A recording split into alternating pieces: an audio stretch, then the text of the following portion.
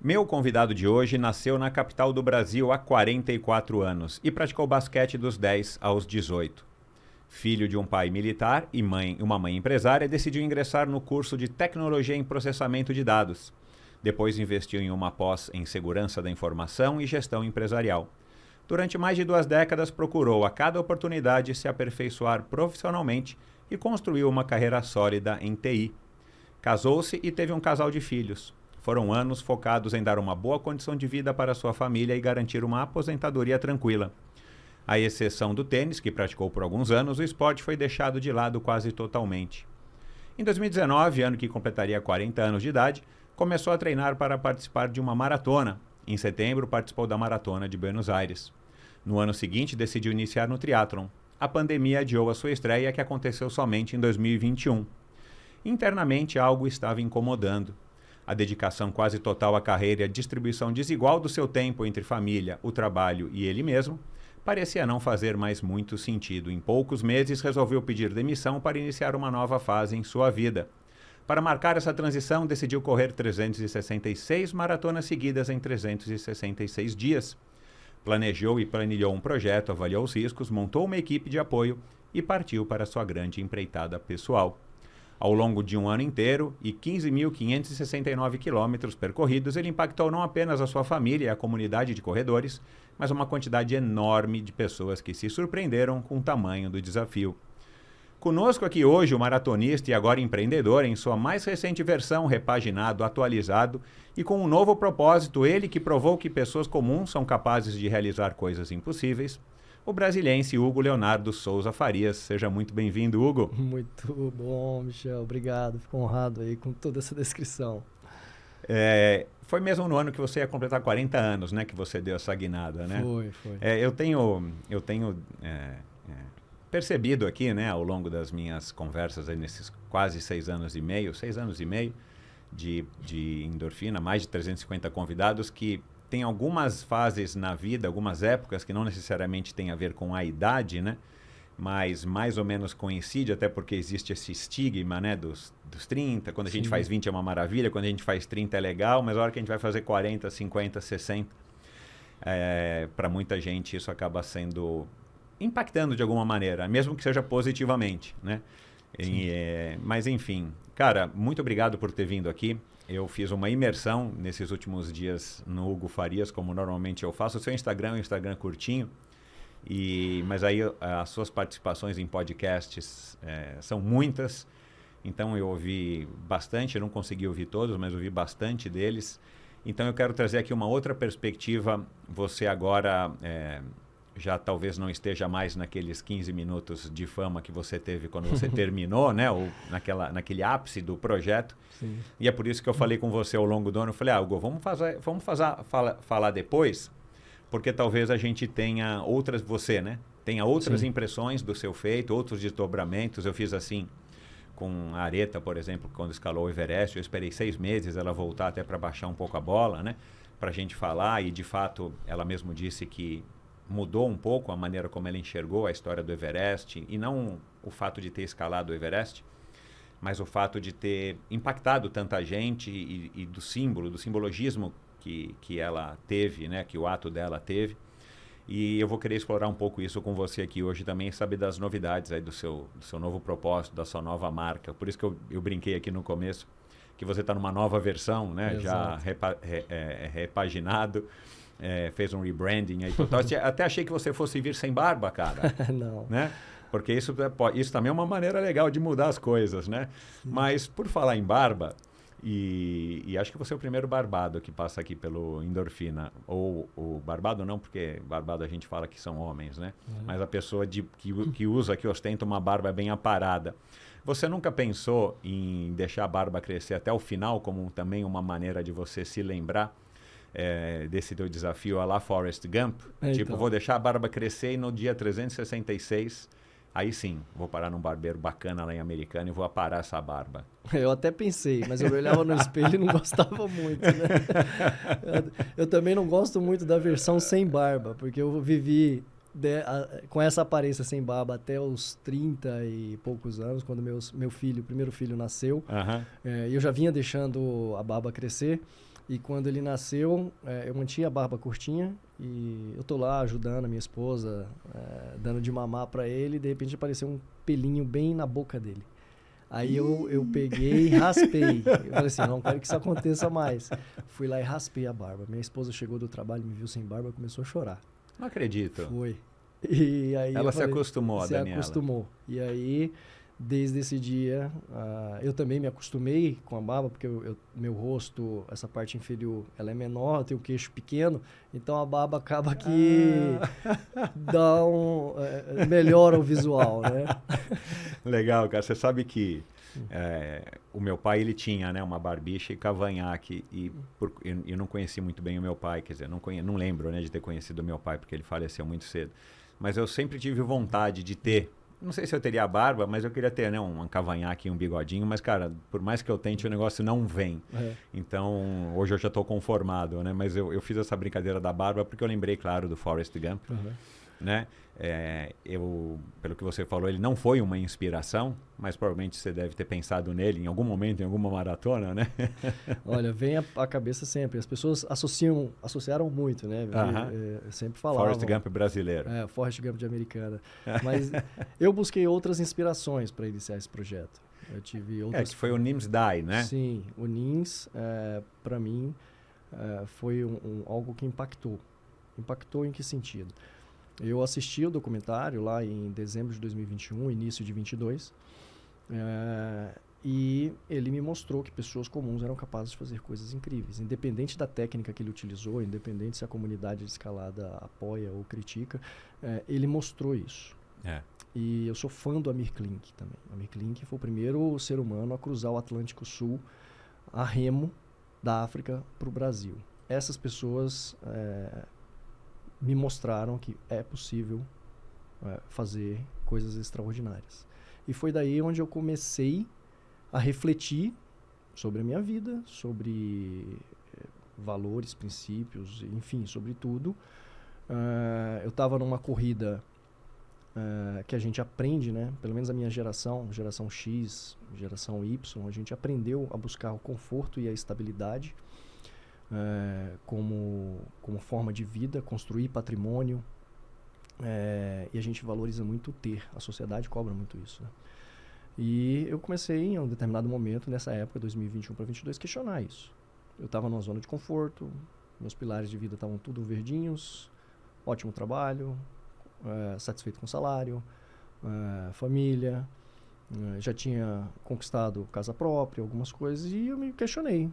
Cara, para que você veio ao mundo? O que você veio fazer aqui? Você veio para trabalhar durante 35, 40 anos fazendo a mesma coisa? Aí eu falei, não. Eu quero fazer algo diferente, algo de impacto que possa inspirar outras pessoas, gerar um legado e mostrar que... E nessa linha também, de mostrar que pessoas comuns são capazes de fazer coisas incríveis. E aí veio a ideia de correr uma maratona por dia durante um ano. E por que uma maratona? Porque eu já tinha corrido uma, né? E a maratona é visto pela maioria da população como algo difícil. Né? Muitos... Tem esse estigma, né? Tem esse estigma. Cara, eu nunca vou fazer uma maratona. Eu me questionei, será que é possível correr uma maratona por dia durante um ano? Será que alguém já fez isso? E aí eu fui pesquisar. E eu descobri que um belga chamado Stephen Engels, ele fez isso de 2010 para 2011. E aí isso começou a martelar na minha cabeça. Eu falei, cara, esse cara fez. Se esse cara fez é porque é possível. E me veio a vontade. Eu acho que eu vou querer fazer isso aí. E essa ideia ficou martelando na cabeça no início de 22. E eu falei, bom, se é isso mesmo que você quer, largar a tua vida confortável, bem sucedida e tal, para fazer isso, você vai ter que se preparar. Porque vai vir porrada, vai vir chumbo. Porque não é comum, é algo incomum. Né? Foge do senso comum. Então eu falo assim, primeiro vou ter resistência. Na minha casa, nos meus familiares e amigos. Como é que você simplesmente sai de uma carreira sólida para algo que é considerado uma maluquice? E aí eu estruturei isso como um projeto. Falei, deixa eu estruturar isso aqui como um projeto. Por que eu vou fazer isso? Qual que é o propósito? E aí o propósito identificado foi inspirar pessoas, mostrar que pessoas comuns são capazes de fazer coisas incríveis. E gerar uma contribuição, já que eu ia me propor a fazer todo esse esforço físico e mental, será que isso poderia gerar alguma contribuição para a ciência? E aí, conversando com amigos, porque primeiro eu fui compartilhando essa ideia com pessoas próximas a mim, né? Amigos, familiares, minha esposa. No início, todos eles se impactaram, né? Não estavam preparados para aquilo ali. Mas alguns deles falaram, cara, é isso mesmo que você quer? Então, conversa com fulano de tal. Aí eu fui procurar o Francis, Dr. Francis, lá do INCOR. Mandei uma mensagem pelo Instagram. Falei, olha, Francis, aqui é o Hugo, papapá. Eu tô com um projeto pessoal. Eu vou correr uma maratona por dia durante 1 ano. Será que isso aqui pode gerar alguma contribuição para a ciência? Aí era dia do aniversário dele, eu nem sabia. Olha o presente que eu levei para ele. E ele não acreditando, óbvio, falou assim, cara, entendi, você consegue vir aqui pra gente conversar? E aí eu fui, cheguei lá, tava ele, tava a doutora Jane, mais uma equipe do INCOR. Eu expliquei, fizeram uma série de perguntas, explicaram que na literatura já existe muita coisa falando sobre o impacto desse tipo de esforço no sistema cardiorrespiratório, mas nada dessa magnitude. Eles vasculharam lá, as pessoas anteriormente a mim não tinham registrado isso do ponto de vista científico, não tinham feito um trabalho de acompanhamento, tanto o Stephen Engels quanto o Gary McKee. Gary McKee, ele é um britânico, ele correu as 365 maratonas também, de janeiro, dia 1 de janeiro de 2022 a 31 de dezembro de 2022. Quando eu pensei em pedir demissão, quando eu pedi demissão, eu descobri que ele já estava fazendo. Hugo, só um parênteses. Por que você fala 365 se foram 366? E você disse, não sei se no Tech é tudo, que você já tinha planejado que seriam Sim. 366. É porque é 1 ano, né? 365 dias, 365 maratonas. Então eu falei, vou fazer a mesma coisa, mas vou deixar guardado ali Precisa mudar o teu Instagram, caramba, meu. Mas vamos lá, tá certo, eu entendi. E aí, eles não tinham registrado. Aí o INCOR visualizou uma oportunidade aí também, mesmo alguns deles não acreditando. E a gente assinou um contrato, eles falaram, olha, eu vou te acompanhar, nós vamos te acompanhar. Antes disso, a gente tem que submeter a um comitê de ética. Nós vamos escrever um protocolo de pesquisa, vamos submeter ao comitê de ética, o comitê de ética aprovando, aí a gente assina um contrato e a gente te analisa. Uhum. E isso, eu lembro que isso foi em maio de 2022. Ou seja, eu já estava há poucos meses de começar o projeto. E o comitê de ética foi aprovar a participação deles apenas faltando 2 semanas para o projeto iniciar. Nossa. Bom, você ia começar sem eles de qualquer jeito. Eu iria, mas eu queria, para mim era muito importante ter a participação deles porque eu queria gerar uma contribuição científica. Esse era um dos pilares. E um acompanhamento que eu entendi que você pagou também, né? Não Sim. foi uma coisa de gratuita, nem permuta, nem caridade, mas você também teria, principalmente a Daniela, a segurança de que você está sendo avaliado, acompanhado por médicos, que você pode mandar uma mensagem e ligar a qualquer momento. Exato. Isso também me trazia segurança. Uhum. Né? Então, quando eles me apresentaram, eles falaram, olha, o comitê aprovou, chega aqui vem aqui pra gente conversar, tá aqui o contrato, tá aqui o protocolo de pesquisa, a gente vai fazer uma análise basal em você no dia 1, depois você volta 3 meses depois, e aí a gente faz acompanhamento mensal. Por que os 3 meses? Porque tem um período aí de adaptação do corpo que eles falam que leva até 3 meses e tal, então escreveram dessa forma. E eu tinha que fazer ecocardiograma e ergospirometria. Além dos exames de sangue, tinha uma bateria de exames de sangue que eu precisava fazer para verificar os marcadores inflamatórios, todos os parâmetros sanguíneos aí importantes para o projeto. E eu também levava para eles. E aí eles me apresentaram, olha, vai ter um custo isso aqui, a gente não consegue bancar, até porque para eles era um risco, né? Imagina, eu chegar, bater lá na porta da diretoria, da presidência, falar, a gente vai acompanhar esse atleta aqui, é amador, qual que é o histórico esportivo dele? Nenhum, zero, uma maratona na vida. E aí ele está se propondo a correr 365 maratonas. Então ninguém aprovaria. E aí quando eles mostraram que tinha um valor financeiro e era até substancial, a gente conversou, falei, tá bom, entendi, para mim é importante, eu topo pagar isso aí. A gente divide aí em valores mensais, vamos só rever o que eu consigo fazer através do meu plano de saúde, o que eu faço com vocês, e aí a gente segue. E foi assim. E a ideia é eles escreverem um relato científico, publicado em revista internacional sobre esse tipo de esforço no sistema cardiorrespiratório. E aí, informação integrada também com os demais profissionais. Informações da ortopedia, da nutrição, da psicologia, da fisioterapia. Então, todos esses dados já estão reunidos e, neste momento, eles estão escrevendo isso para publicação. Legal. Não tem prazo, assim, não é uma coisa que eles falaram, a gente vai soltar isso no dia tal. Não. Tá. Mas eu sei que eles estão trabalhando para fazer isso logo. Bom, você falou aí diversas coisas, Hugo, e eu vou querer depois entrar no detalhe de algumas, mas uma das coisas que eu, ouvindo, né, você falar e as suas histórias, e você agora deixou um pouquinho claro, né, você vai ter que, como é um projeto que mudou completamente a tua vida, e você é um cara casado, um cara responsável, né, um cara que tem família, você precisou entrar num acordo com a Daniela, a primeira pessoa que você precisou entrar num acordo com a sua esposa, né, uma dermatologista, que aliás fez parte da equipe. E aí eu fiquei, né, outro dia eu estava conversando com um amigo meu, não era sobre o seu caso, mas era um caso dele que também é um triatleta e os triatletas têm um pouco dessa tendência, né, de exagerar, principalmente nos finais de semana. E aí eu tenho uma brincadeira com alguns amigos que a gente fala aí do programa de milhagem conjugal que a gente tem, né, com os nossos parceiros, parceiras e pessoas que a gente vive junto. Então eu imagino que agora você deva estar devendo milhas aí, né, para pontos para sua relação com a Daniela, né, porque você já foi para Fernando de Noronha, né, Sim. você já postou outro dia aí em novembro ou outubro, foi numa festa fantasia com ela, você foi de Aladim, ela foi de Jasmine, não sei lá, né? Como é que tá, cara? Você tá devendo muito aí nessa conta desse balanço tênue do programa de milhagens com a Daniela, meu? Na visão dela, eu acho que eu tô devendo. Na minha, eu acho que ainda tem alguns créditos, viu? E por quê? Bom, nós estamos juntos há quase 20 anos. Casamos Legal, em parabéns. 2008, então estamos casados aí há 15 anos. E é uma história, né? Eu valorizo muito família e ela também. Que bom, cara. Que bom. E assim, ao longo da nossa vida, a gente construiu tudo juntos. Então, muita confiança. Eu trabalhando e ela trabalhando também.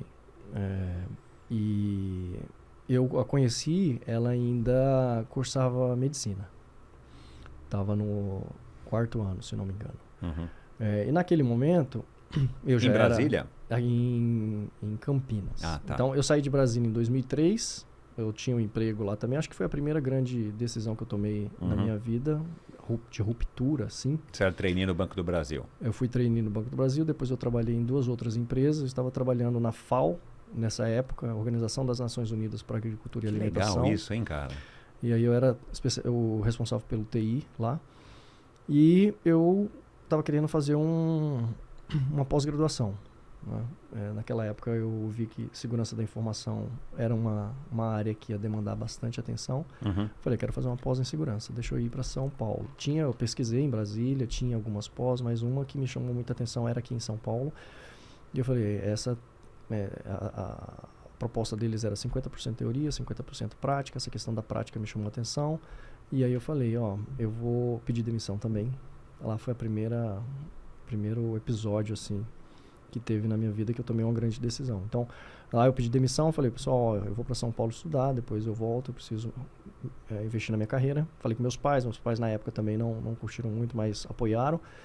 Vim para São Paulo, e aí em 2003 fiz a pós-graduação, em 2004 entrei na IBM, em 2004 me mudei para Hortolândia, perto de Campinas. Em 2004 eu conheci a Dani em Campinas, numa balada. Ah, legal. A gente se conheceu numa balada. E aí a gente foi se conhecendo tudo e morei em Campinas até 2008. Quando ela se formou em 2007 e passou na residência médica em São Paulo. A gente já estava praticamente 4 anos juntos. E eu falei, não, então era uma vontade, vamos casar, vamos. Então mudamos para São Paulo, pedi transferência na IBM. Como você tem que fazer residência em São Paulo, a gente vai para São Paulo, eu peço transferência dentro da empresa e a gente vive em São Paulo. E aí vivemos em São Paulo até 2012, as crianças nasceram em 2011 e 2012. E aí a gente conversando como casal, vendo o futuro, vamos voltar para o interior? Ela já tinha terminado a residência médica. Vamos. É isso que você quer? Quero. Então, ela prestou o concurso, passou no concurso público em Limeira. Ela é da onde? Ela é natural do estado de São Paulo, lá de Araçatuba. Aham. E aí eu falei, beleza, então vamos. Só que o limite é Americana, porque eu preciso voltar para São Paulo diariamente. Meus clientes estão aqui e você vai ficar só a 25 quilômetros de Limeira. Então a gente mora ali em Americana. Pesquisamos várias cidades e chegamos à conclusão que Americana seria um bom lugar. Uhum. E aí fizemos isso. Mudamos com as crianças, desenvolvemos a nossa vida ali. Ela depois saiu de Limeira, se concentrou só em Americana. Que teve vontade de montar a clínica dela, pessoal, sair do lugar onde ela estava, quis comprar um terreno, vamos lá, vamos comprar esse terreno, vamos construir. Então, assim, ao longo da nossa vida, eu sempre a apoiei em todos os sonhos dela. Porque eu também fui atrás dos meus na vida empresarial. E ela me apoiou. Então, a gente sempre apoiou um ao outro.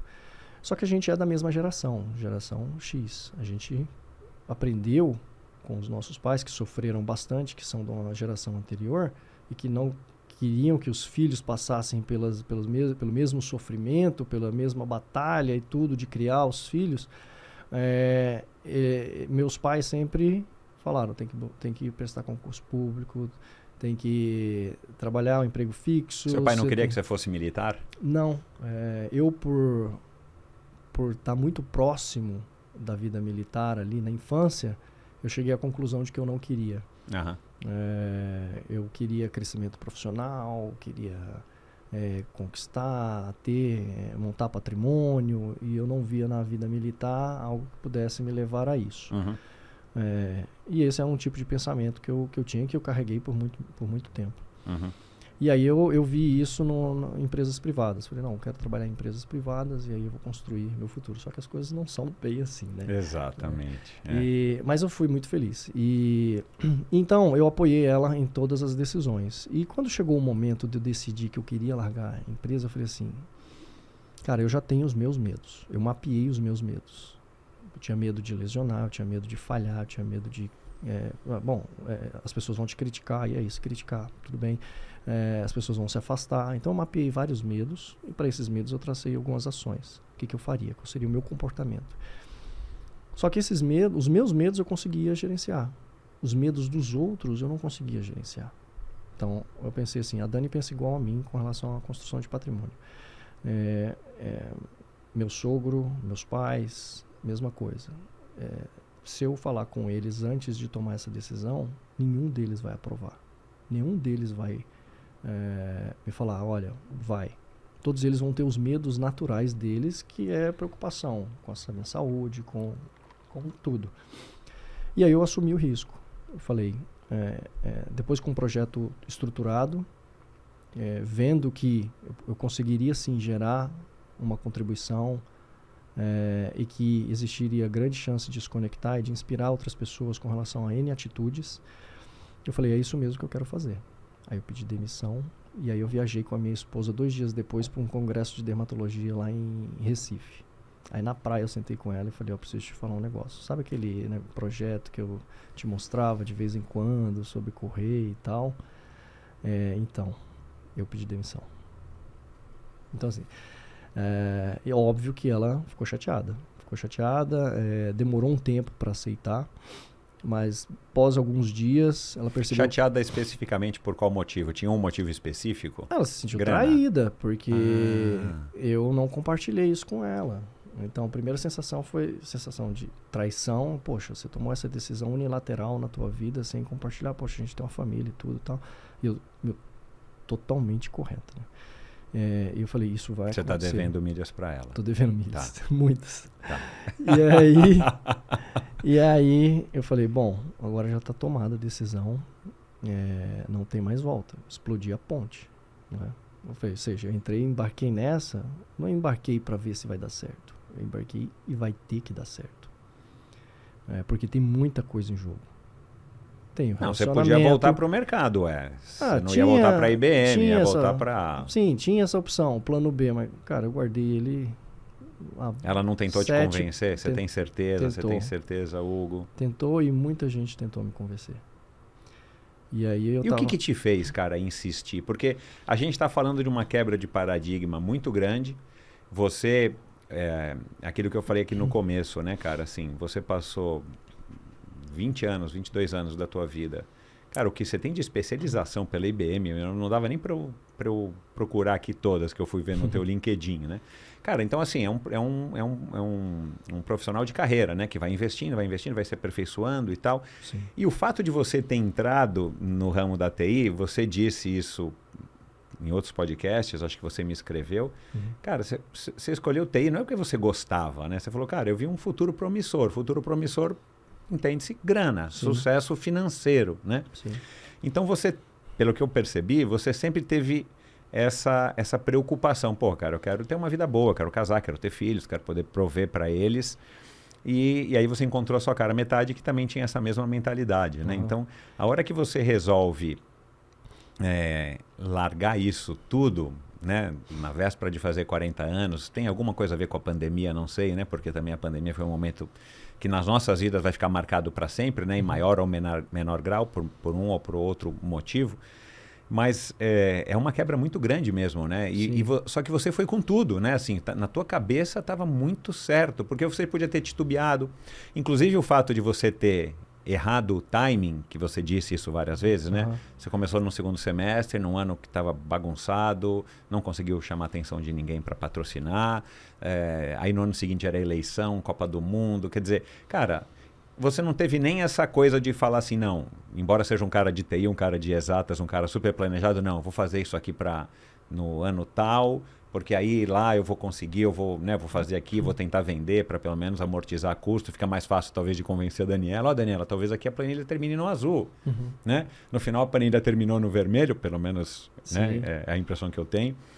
Então, assim, é uma quebra muito grande, só que você foi certo, né, cara? Isso que é bacana. Acho que isso que chama mais atenção, que me chamou mais atenção na sua atitude, é que você disse que em nenhum momento quis parar, né, durante o projeto, nenhuma maratona, por mais que você tenha tido lesões e que teve que caminhar e os perrengues que era de se imaginar, né? Acho que você avaliou que você passaria por isso em maior ou menor grau.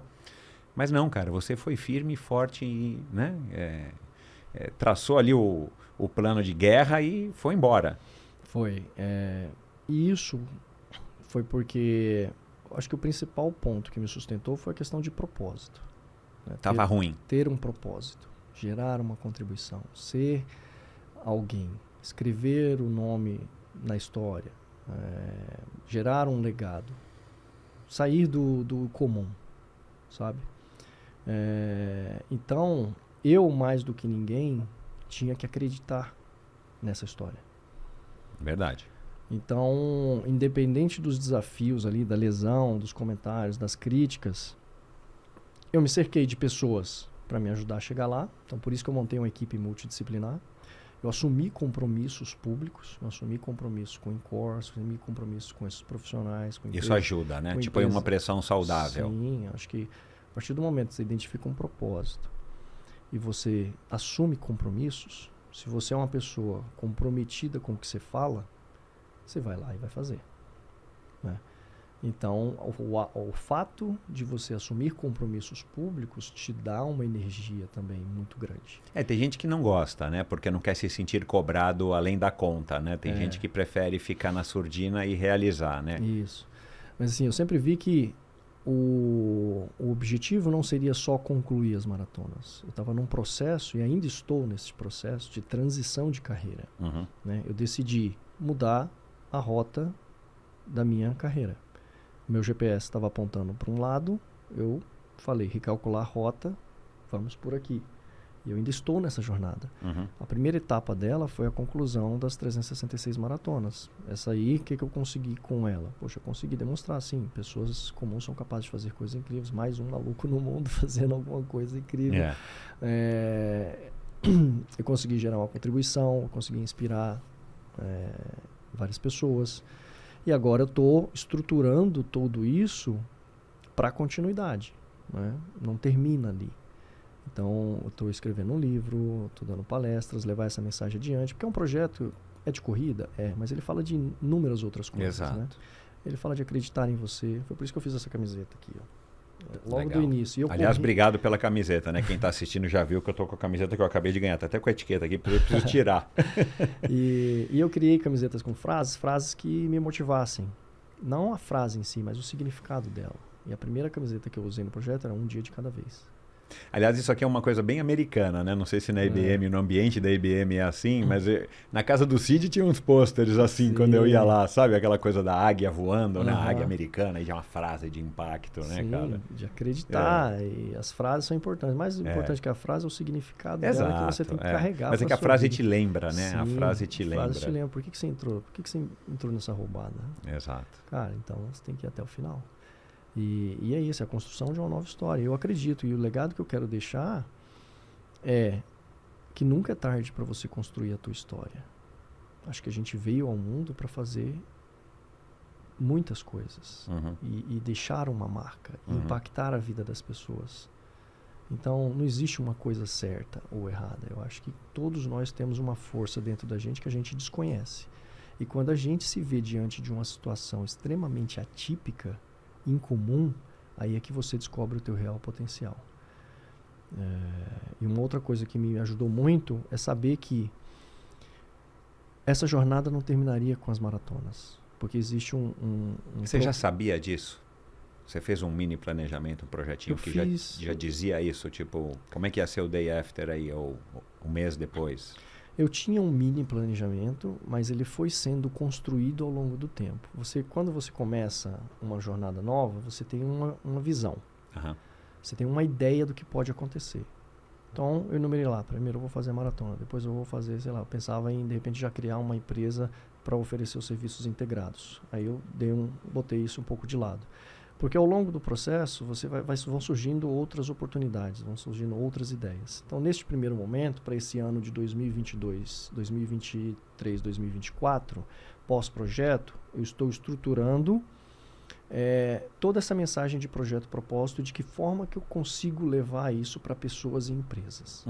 As empresas, eu vejo que conecta muito com o mundo corporativo. Eu venho do mundo corporativo, eu tenho um speech que conecta com o mundo corporativo, de operações, a tua própria experiência te dá essa credibilidade, né? Sim. É um cara que saiu, né? Eu aliás, foi até no Tech é Tudo, né? Se eu não me engano, que eu ouvi. Logo depois que eu estou ouvindo o teu episódio, entrou o episódio na sequência.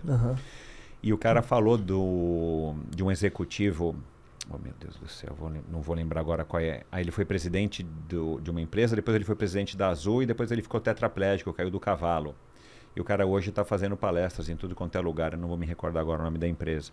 Então, essas pessoas que têm essa experiência, essa vivência no mundo corporativo, eu acho que elas têm essa empatia um pouco mais óbvia com as pessoas que estão lá, né? Inclusive para você poder comercializar o teu produto. Mas pode falar. Exato, até porque as pessoas lá estão construindo a sua história também. Exato. Então, vivem os desafios, vivem as frustrações, vivem a necessidade de ter alta performance, vivem a necessidade de gerar resultado e de ter equilíbrio na família e tudo. Então, é sobre isso, né? Então, este momento eu estou estruturando toda essa parte, então, da palestras, o livro vai ter está demorando um pouco, a previsão era lançar ele dia 6 de janeiro, mas já não vai ser mais, é complexo, a gente já está postergando para fevereiro, e vai ter a participação de todos os profissionais que fizeram parte do projeto. Vai ter participação do INCOR, vai ter participação do time da ortopedia, da fisioterapia, da nutrição, da psicologia, a visão deles. Porque eles também tinham medos. Eles também são pessoas comuns. E eu acredito que pessoas comuns são capazes de fazer coisas incríveis. Então imagina, eu chegar para nutricionista, que é nova, mas eu estava com ela desde 2019, e falar, Bruna, vamos bater um papo? Eu estou com esse projeto aqui, eu vou correr uma maratona por dia durante um ano. Meu, ela assusta. Ela fala, a primeira coisa que vem na cabeça dela é, será que eu consigo? Será que isso é uma fria? Então todos fazem os seus questionamentos. Alguns profissionais não optaram por participar, é óbvio, mas a grande maioria optou, concordou, mesmo vendo que seria muito difícil. E os medos deles foram sendo derrubados com o passar do tempo. E eu falei, galera, fiquem tranquilos. Qualquer coisa que acontecer comigo, a responsabilidade é minha. Tá? Eu só espero que vocês deem o melhor de vocês e trabalhem de forma integrada. Que a gente compartilhe as informações, as opiniões aqui para gerar resultado. O objetivo é chegar até o final. Se precisar caminhar no meio do processo, a gente vai caminhar, como de fato aconteceu. Então, o foco era sempre chegar nas 365, sabendo que poderiam ocorrer imprevistos. Eu treinei caminhada também, caso fosse necessário. Óbvio que eu não gostaria de caminhar, mas foi necessário. Teve um período que eu precisei caminhar durante 5 dias. Eu corria para mais ou menos 4 horas e meia cada maratona, de tempo líquido. Eu fazia pausas estratégicas para abastecer, pegar mais água, ir ao banheiro. O tempo total no início, até a maratona 140, a gente dava em torno de 5 horas. Tempo líquido ali, umas 4 horas e meia, 4 horas e 15, 4 horas. Depois, com a lesão, maratona 143, 150, e foi mais um pouquinho. Eu caminhei 5 dias consecutivos, então fazia para 8, 9, 10 horas. E aí depois eu fui intercalando caminhada e corrida, voltando gradativamente, e aí eu decidi não correr mais para 4 horas, correr para 4 horas e meia. Reduzir meia hora, foi muito positivo para o equilíbrio do corpo, até para gasto calórico. Eu consegui manter o peso, porque eu estava perdendo muito peso, estava perdendo massa magra também. Comecei com 76 quilos, terminei com 70, mas no meio do caminho a gente teve que reequilibrar, reajustar tudo. São as correções de rota, né? E deu certo. E assim, é sobre isso, né? As pessoas também tinham os medos deles. Hugo, por que você não resolveu fazer, por exemplo, 100 maratonas, 30 maratonas ou 50 maratonas, né? Você disse que a ideia inicial era ir para outros lugares, mas o custo ficou inviável. Sim.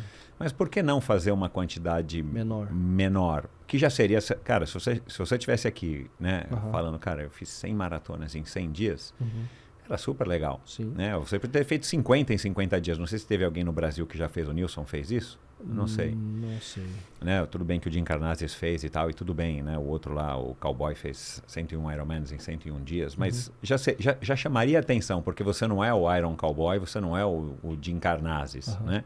Você é um cara que era um cara não muito esportista, estava fazendo triatlon e tal, mas você veio do mundo corporativo, né? Já seria uma coisa que chamaria atenção. Sim. Você chegou a avaliar isso, o tamanho da encrenca que você... Se o Nims Dai tivesse feito 7 picos em 2 meses, ele estaria na mídia do mesmo jeito. Sim. Né?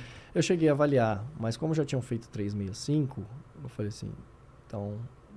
Tudo culpa da tecnologia. E assim, outra coisa, a função que eu estava na empresa era uma função de liderança que exigia muito de mim. Eu imagino. Então, eu não conseguiria, se fosse para fazer 100 ou 50, de repente, daria para pensar, vou manter o emprego e faço em paralelo. Porque é um período, um prazo menor. Vai correr das 4 até as 9 da manhã todo dia. E só que eu falei, não, agora é construção de uma nova história. Então, serviu também como um sabático? Serviu como um sabático. Como você falou, né, no início. Foi um ano pós-pandemia, guerra na Ucrânia, teve eleições, Copa do Mundo, construção da clínica da minha esposa. Tinha uma série de fatores que pesavam contra. Mas se eu demorasse, por exemplo, mais um ano para tomar aquela decisão, muito provavelmente eu não teria realizado, eu teria desistido. Por quê? Porque eu poderia me convencer que seria uma maluquice. E de acreditar que eu não conseguiria. Mas você não é um cara de exatas, um cara que prefere pensar e repensar e tal, que você não pode errar, né? Porque assim, o que você fez, ele dá bastante margem para o erro. Sim. Né? Então assim, você arriscou, né? Você aí foi muito mais pro lado da emoção do que da razão. Né? Nesse sentido, é isso sim. que eu ouvi você falar repetidas vezes e eu estava com vontade mesmo de perguntar, né? Por que você não protelou um pouco mais, não na incerteza, mas para ter mais certeza e para que de repente as coisas saíssem de uma maneira não melhor no teu desempenho, mas melhor como um projeto? Sim. Não, eu acredito que de repente pode ter pesado um pouco o emocional ali, sim. Eu me questionava muito, se não for agora, talvez eu desista. Eu pensava assim, quem vai me substituir se eu tomar essa decisão? E eu vi alguns colegas, eu falava, pode ser esse colega, pode ser aquele outro você teve colega. a preocupação dentro da... Como é o nome da empresa que depois... IBM, virou Kindrel. Kindrel, com 2 Y. Acho que esse foi outro motivo também, um gatilho para essa mudança de chave. Né? A unidade de negócio que eu trabalhava na IBM desmembrou, virou uma nova empresa, foi um spin-off. Então, transformou-se na Kindrel. E... Com a IBM ainda como sócio proprietária, dona. Exato. Tá. E aí as coisas foram acontecendo, as pessoas que eu já estava visualizando para me substituir acabaram assumindo outras funções, e aí eu pensei, olha, quanto mais tempo se demora para tomar a tua decisão, mais você se afasta. E se eu for pensar, retroagir, se os momentos eram favoráveis, não eram. N momentos. Teve a situação do meu pai também. Meu pai faleceu... Seu pai faleceu 10 dias antes, cara. 4 dias antes. 4. Porque o projeto era para iniciar dia 21 de agosto de 2022. Ele faleceu dia 17. Aí eu posterguei mais uma semana. Isso, Porque eu vi isso também. Se eu postergar mais tempo, é capaz de eu desistir. Eu já tinha pedido demissão, já tinha tudo, já tinha embarcado, já tinha criado um caos. E aí eu falei, não, vai ter que ir. E a empresa não podia... tinha outro fator. A empresa não podia me demitir. Eu até tentei, podemos fazer um acordo? A empresa não podia demitir porque Você ainda tava perdeu no uma período, grana aí. Sim, estava no período de spin-off. Então, tinha um acordo que não podia demitir. Eu poderia esperar até novembro, dezembro e ser demitido. Mas eu fiquei com muito receio de abandonar essa ideia. E permanecer Curioso isso, fazendo, né, cara? o que eu estava fazendo. Ao mesmo tempo que você estava com uma super vontade, tinha que ser ali, né? Igual quando a gente está com vontade de ir ao banheiro. Tem que ser agora, não dá pra... Pode ter sido imediatista, alguma coisa, não sei. Mas alguma coisa me dizia que tinha que ser naquele momento. Hoje você não se arrepende disso? Não, eu não me arrependo. Até porque deu certo. Né? Óbvio que eu ainda estou no processo. Você programou o início para que terminasse num domingo, né? Essa é outra curiosidade que eu tive também. Eu falei, bom, como é que o cara começou com pressa, mas ele programou que teria que acabar num domingo, porque eu imaginei que você fosse querer fazer uma festa mesmo, né? Sim, eu comecei num domingo para terminar num domingo. Então comecei dia 28 de agosto de 2022 para terminar no dia 27 de agosto de 2023. E calharam os 2 domingos. Sim. E por que agosto? Eu sou do mês de agosto e agosto geralmente é um mês que não tem muito evento. Mas eu desconhecia porque tem muito evento desportivo. Né? Tem a maratona de Floripa, apareceu também a maratona FIA. Cara, hoje em dia o que tem de evento, cara, assim, é dificílimo. Você tem que escolher um evento que você não quer concorrer, mas você não pode dizer que você vai fazer num dia, num mês que não vai ter evento, não dá. Mas o que eu visualizei? Pelo menos em Americana não tinha nenhum evento. E olha que coincidência. O projeto era para começar dia 21 de agosto e foi começar dia 28, uma semana depois. E esse ano, 2023, dia 27 de agosto, foi celebrado o aniversário de Americana. Caiu, a Maratona 365 caiu exatamente no dia Por isso também que virou aquele evento, você disse que estão pensando em fazer um dia da maratona a propósito, alguma coisa assim, né? Eu tive bastante apoio lá na cidade, da prefeitura, câmara, os órgãos, o pessoal se sensibilizou. Coloque em evidência e você, com certeza, as primeiras pessoas que você impactou foram as pessoas da cidade, né? Sim, e começou a chamar atenção e os políticos da cidade começaram a acompanhar também. E agora já foi votado na Câmara, já foi aprovado pelo prefeito, já é lei. Virou que legal. O último domingo do mês de agosto em Americana virou o projeto Hugo Farias de incentivo ao esporte. Bacana, cara, que legal. Voltando de novo a um assunto que me chama bastante atenção, né? Você se dedicou anos e anos e anos e anos para a IBM, para as outras empresas que você trabalhou, como muita gente faz, né? Eu te falei que o Cid Lopes trabalhou acho que 40 anos na IBM, né? Aí ele se aposentou, né? Ele é também de uma outra geração, né? Mas ele conseguiu ficar 40 anos na IBM e aí ele acabou mudando radicalmente de vida, mas já aposentado, que é diferente. Mas isso é uma coisa que a gente tem observado cada vez mais, né? E os seus filhos não vão ter essa visão, né? Eu tenho uma filha de 24 anos, ela já não tem essa visão, a de 7, então muito menos vai ter. Mas as coisas vêm mudando numa velocidade muito rápida. Mas tem alguma coisa que não está certo aí, né? Nessa equação, né? E você trabalha anos e anos e anos querendo... Claro que a gente muda também ao longo dos anos, né? Mas pela urgência que você teve, claro, uma conjunção de fatores, mas assim, a urgência que você teve, um cara que estava bem de grana, que estava bem casado, construindo um patrimônio, tranquilo, né? Indo para Paris, fazendo aquelas fotinhos em Paris e tudo mais que eu vi. Cara, de repente aquilo não está te preenchendo de alguma maneira, ou passou a não te preencher. Sim. Né? Eu queria que você falasse um pouco disso, cara. Se ao longo desses 20 anos, ou dos últimos 10 anos, sei lá, dos 30 aos 40, você não tinha alguns sinais, sabe? Tipo, outro dia eu tive que trocar a bateria do meu carro, cara, e foi o que o meu sogro falou, cara... Foi da noite pro dia? Eu falei, não, cara, eu já tinha tido algumas vezes que ele demorou para pegar, aí teve um dia que teve que fazer a chupeta, ele veio dando sinais, aí deu uma hora que morre e você tem que trocar a bateria, por sorte foi em casa. Mas você já tinha tido alguns sinais, algumas conversas com a Daniela, tipo, será que é isso? Porque hoje em dia está cada vez mais graças à tecnologia, né? Está cada vez mais em pauta esse tipo de discussão, né? Faz sentido a gente trabalhar anos e anos e anos por uma corporação que amanhã vai surgir um novo Hugo mais novinho, talvez com a mesma inteligência, mas vai ter feito mais cursos, vai te substituir e é isso. Eu já entendi que o mundo corporativo é assim, eu trabalhei 15 anos no Grupo Pão de Açúcar, eu sei como é que é. Queria que você falasse um pouco disso, cara, na tua visão de quem viveu tantos anos e teve 366 dias para pensar bastante também no assunto, né? Que é o que eu imagino. Sim. Não, o projeto, eu aprendi muita coisa com ele, principalmente a questão do autoconhecimento, né? E de você ser algo ao invés de buscar ter coisas. Ao longo da minha vida profissional, sempre que quis galgar cargos, patrimônio financeiro e tudo. E quando eu saí para fazer o projeto, eu tinha uma expectativa alta de gerar renda durante o projeto, com patrocínios e tudo. Eu acredito que eu tinha uma visão superficial do mercado, achando que de repente o projeto poderia conectar. O que é normal, né? Porque você não está inserido no mercado, né? Que o projeto poderia conectar e daí as empresas iam se interessar em patrocinar. Mas teve N motivos que a gente comentei aqui, que timing, etc., que não contribuíram. Quando eu percebi... Mas o principal é que, cara, o esporte não é um lugar onde as pessoas investem tanto. Se fosse futebol, se você quiser jogar 365 partidas de futebol inteiras pelo time de Americana durante os dias, você ia conseguir patrocínio. Isso é um fato. Exato.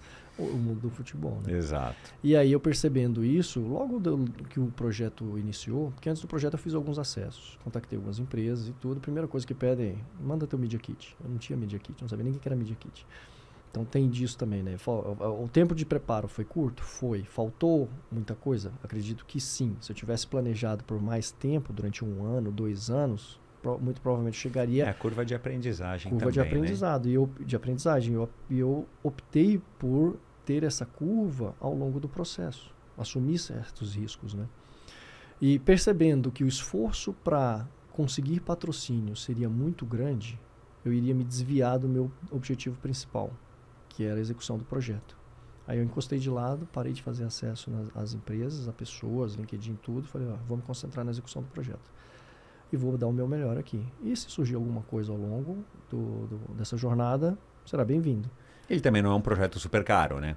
Eu entendo isso, não sei. Você correu no mesmo lugar, né? Que tem custos, né? Eu não pedi para ninguém trabalhar de graça. Até porque eram profissionais. Claro, geraria exposição para eles? Sim. No início eu não tinha exposição nenhuma em redes sociais. Minha rede social era privada, transformei ela em pública, comecei dali. Tinha 600 seguidores e foi crescendo. E até hoje eu continuo com sessões com nutricionista, com tudo, e eu pago pelas sessões, não tem problema nenhum. E eu tinha que manter os custos com esses profissionais, manter custos com... Eu tive também assessoria de imprensa. Essa foi uma coisa que aconteceu logo no início, né? Será que eu vou precisar de uma assessoria de imprensa? Não vou. Esses caras conseguem falar melhor com a imprensa do que eu que estou entrando agora. Acho que vai ser interessante. Não, até porque você vai estar, né? Você vai estar começando a ficar cansado. Sim, aí eu falei assim, é melhor ter alguém que já sabe falar com esse meio. E como o projeto é para inspirar pessoas, eles podem ajudar também essa mensagem a chegar mais longe. E foi isso. Então eu tive custos, quando eu saí da empresa, na empresa eu tinha carro, tinha plano de saúde. Quando eu saí, eu tive que ter um carro, tive que ter plano de saúde. Então teve uma série de custos. Ao todo, o projeto custou 230 mil. Tá? Imaginava menos. Foi um valor substancial. Isso vai estar no livro também. Quais são as composições desses custos, né? Eu tive que comprar tênis, tive que comprar vestuário, tive que montar site, etc. Então, dali dá para suplementação. Depois, ao longo da jornada, eu fui estabelecendo alguns apoios, porque isso foi gerando repercussão, aí algumas empresas começaram a se interessar, olharam e viram, olha, tem oportunidade ali de aparecer a marca, então eu estabeleci alguns apoios. Isso ajudou a reduzir um pouco o meu custo. E... Enfim, eu perdi Não, a gente estava falando do custo, né? Eu perguntei a respeito do custo, porque você disse que, enfim, né, você teve que se programar. E a questão financeira. Eu tinha essa percepção, eu tinha essa, sei lá, ingenuidade de que de repente iria conectar e gerar patrocínio. Não gerou. A partir do momento que eu vi que não ia gerar, eu decidi me concentrar. Mas assim, o ponto positivo, do ponto de vista financeiro, eu conheci muitas pessoas, conheci também várias empresas. E como eu te falei, né, a jornada não termina agora. Eu estou numa fase de transição. Uhum. E tem a continuidade desse projeto. Ao longo das maratonas todas, eu imagino que você tenha corrido algumas ouvindo música. Você corria algumas? Não, nunca ouvi sempre música. Sem ouvir música? Sempre, porque eu precisava estar atento a tudo que acontecia ao meu redor. Como eu optei por... Você corria nas ruas, né, de Americana, né? Cruzava a cidade. Então, subia e descia a calçada, atravessava o cruzamento, uma corrida semáforo. em cidade normal, né? E quando você faz o mesmo trajeto, você gera um engajamento local também. Então, as pessoas interagem contigo, um grita, outro buzina e tal. E eu precisava ouvir o que estava acontecendo ao meu redor. Além da questão de atenção. Claro, né? Tinha rua que eu corria na contramão, tinha rua que eu corria na mão. Então, eu tinha que estar ouvindo se estava vindo um carro ou um caminhão atrás. Então, por esse motivo, eu não... Mas dava para você ficar viajando no pensamento de vez em quando? Sempre. Principalmente quando você estava sozinho? Sempre. E ao longo desse tempo todo, né, cara? Eu estava contando para minha filha hoje de manhã, minha filha, pô, pai, mas com chuva, com sol, né? Eu falei, no aniversário, quando alguém morreu, no Natal, no Réveillon, no Carnaval, são 365 dias direto. Sim.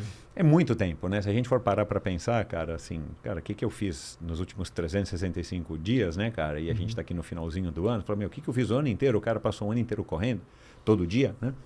É muito tempo. Nessas reflexões, nessas autoanálises, você continuou concebendo esse projeto, já que é um projeto também que, né, ele vai se moldando, ele foi se moldando, e é isso que você está planejando agora, que você falou para 2024, né? De ainda estar estruturando essa empresa, essa sua empresa, para ver como é que você vai levar isso para as empresas, o livro e tudo mais. O quanto ele mudou? Quanto que você decidiu uma coisa na maratona 50 e na maratona 80 já não era mais aquilo que você tinha decidido? Como é que foi também esses conflitos internos? E se você levava isso para a Daniela à noite, para alguém que teve uma participação também, alguém que pudesse ter uma participação para te ajudar a tomar essas decisões, né? Porque, afinal de contas, né, uma empresa do eu sozinho muitas vezes não é fácil, né? Ter uma equipe de 50 é difícil, mas o sozinho também às vezes não é fácil. Não, tinha várias pessoas. Tinha a assessoria de imprensa que me ajudava num lado, tinha a produtora que gerava conteúdo que me ajudava de outro, tinha os próprios amigos do staff que a gente conversava, mas assim, eu ao longo do projeto, você corre e vai pensando em inúmeras coisas. Exato. Eu comecei o projeto, eu não pensava em fazer eventos intermediários, eu pensava em fazer o evento final. Aí, lá pela maratona 50, começaram a surgir várias sugestões. Cara, você não quer fazer a maratona 100? Comemorar a maratona 100? E eu gostei da ideia. Falei, bom, vamos comemorar as vitórias intermediárias também, os marcos intermediários. Eu tinha os marcos, né? A primeira semana, depois o primeiro mês, o segundo mês. Eu celebrava isso junto com o pessoal ali, mas só entre os amigos. E fazer eventos intermediários não estava no planejamento. E aí, com a sugestão das pessoas, eu falei, beleza, vamos fazer. Tem 50 dias aí, dá pra gente organizar? Dá. Vieram algumas ajudas, a gente pegou e montamos aí o evento da Maratona 99, porque cairia no domingo. A 100 seria a segunda. Então, fizemos o evento do Maratona 99. Deu próximo de 400 pessoas. Aí, vamos fazer a 200? Vamos, mas aí veio a lesão. Aí, com a lesão, abortei. Fizemos a 250. Na 250 tinha 1.500 pessoas correndo. E para 365 organizamos tudo também, venda através de site, isso e aquilo. No início eu não tinha pensado em montar um site para venda de camisetas, bonés e até para organizar eventos. Surgiu essa demanda no meio do processo. E aí criei um site junto com a equipe lá, montamos, aí eu tive que pedir um lote de camisetas para a empresa que fiz parceria, para vender, porque as pessoas pediam para comprar camiseta e eu não tinha feito camiseta para vender, eu fiz camiseta para uso pessoal. Queriam camiseta, queriam boné, queriam os eventos, aí a gente fez os eventos e na maratona final aí foi parecido com o que eu tinha pensado lá atrás, né? E até foi até acima, porque tinha 2.500 pessoas lá participando. Foi um festival, né? Porque teve várias distâncias, né? Foram voltas de 7, eu vi no Estema Podcast. Isso. Todas essas a gente fez várias distâncias. Então, na Maratona 99, na 250 e na 365. Na 365 foi um pouco mais desafiador. Na 99 e na 250, as distâncias eram 5, 10, 21 e 42. E na última era 7, 14, 21 e 42, porque o trajeto escolhido tinha 7 km.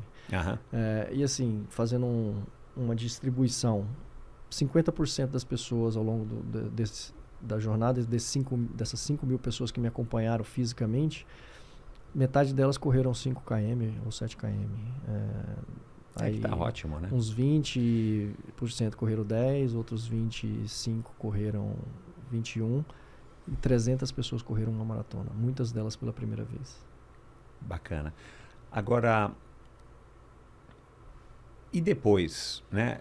Durante a corrida, você teve várias ideias que foram surgindo, algumas surgiram e morreram, para o pós, né? Porque você falou muito de uma nova marca pessoal, né? Um novo Hugo e tudo mais, né? Um novo propósito.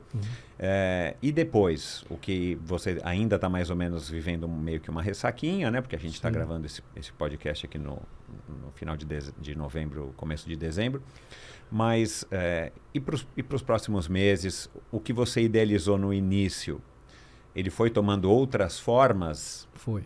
E chegou, ou ainda talvez não esteja na forma definida final, né? Na forma final definida. Mas como é que foi também isso para você? Porque eu imagino que você deva ter descoberto muitas coisas, né? Que foram surgindo. Eu vejo pelo endorfina, né? Que é uma coisa muito mais estática, muito mais previsível.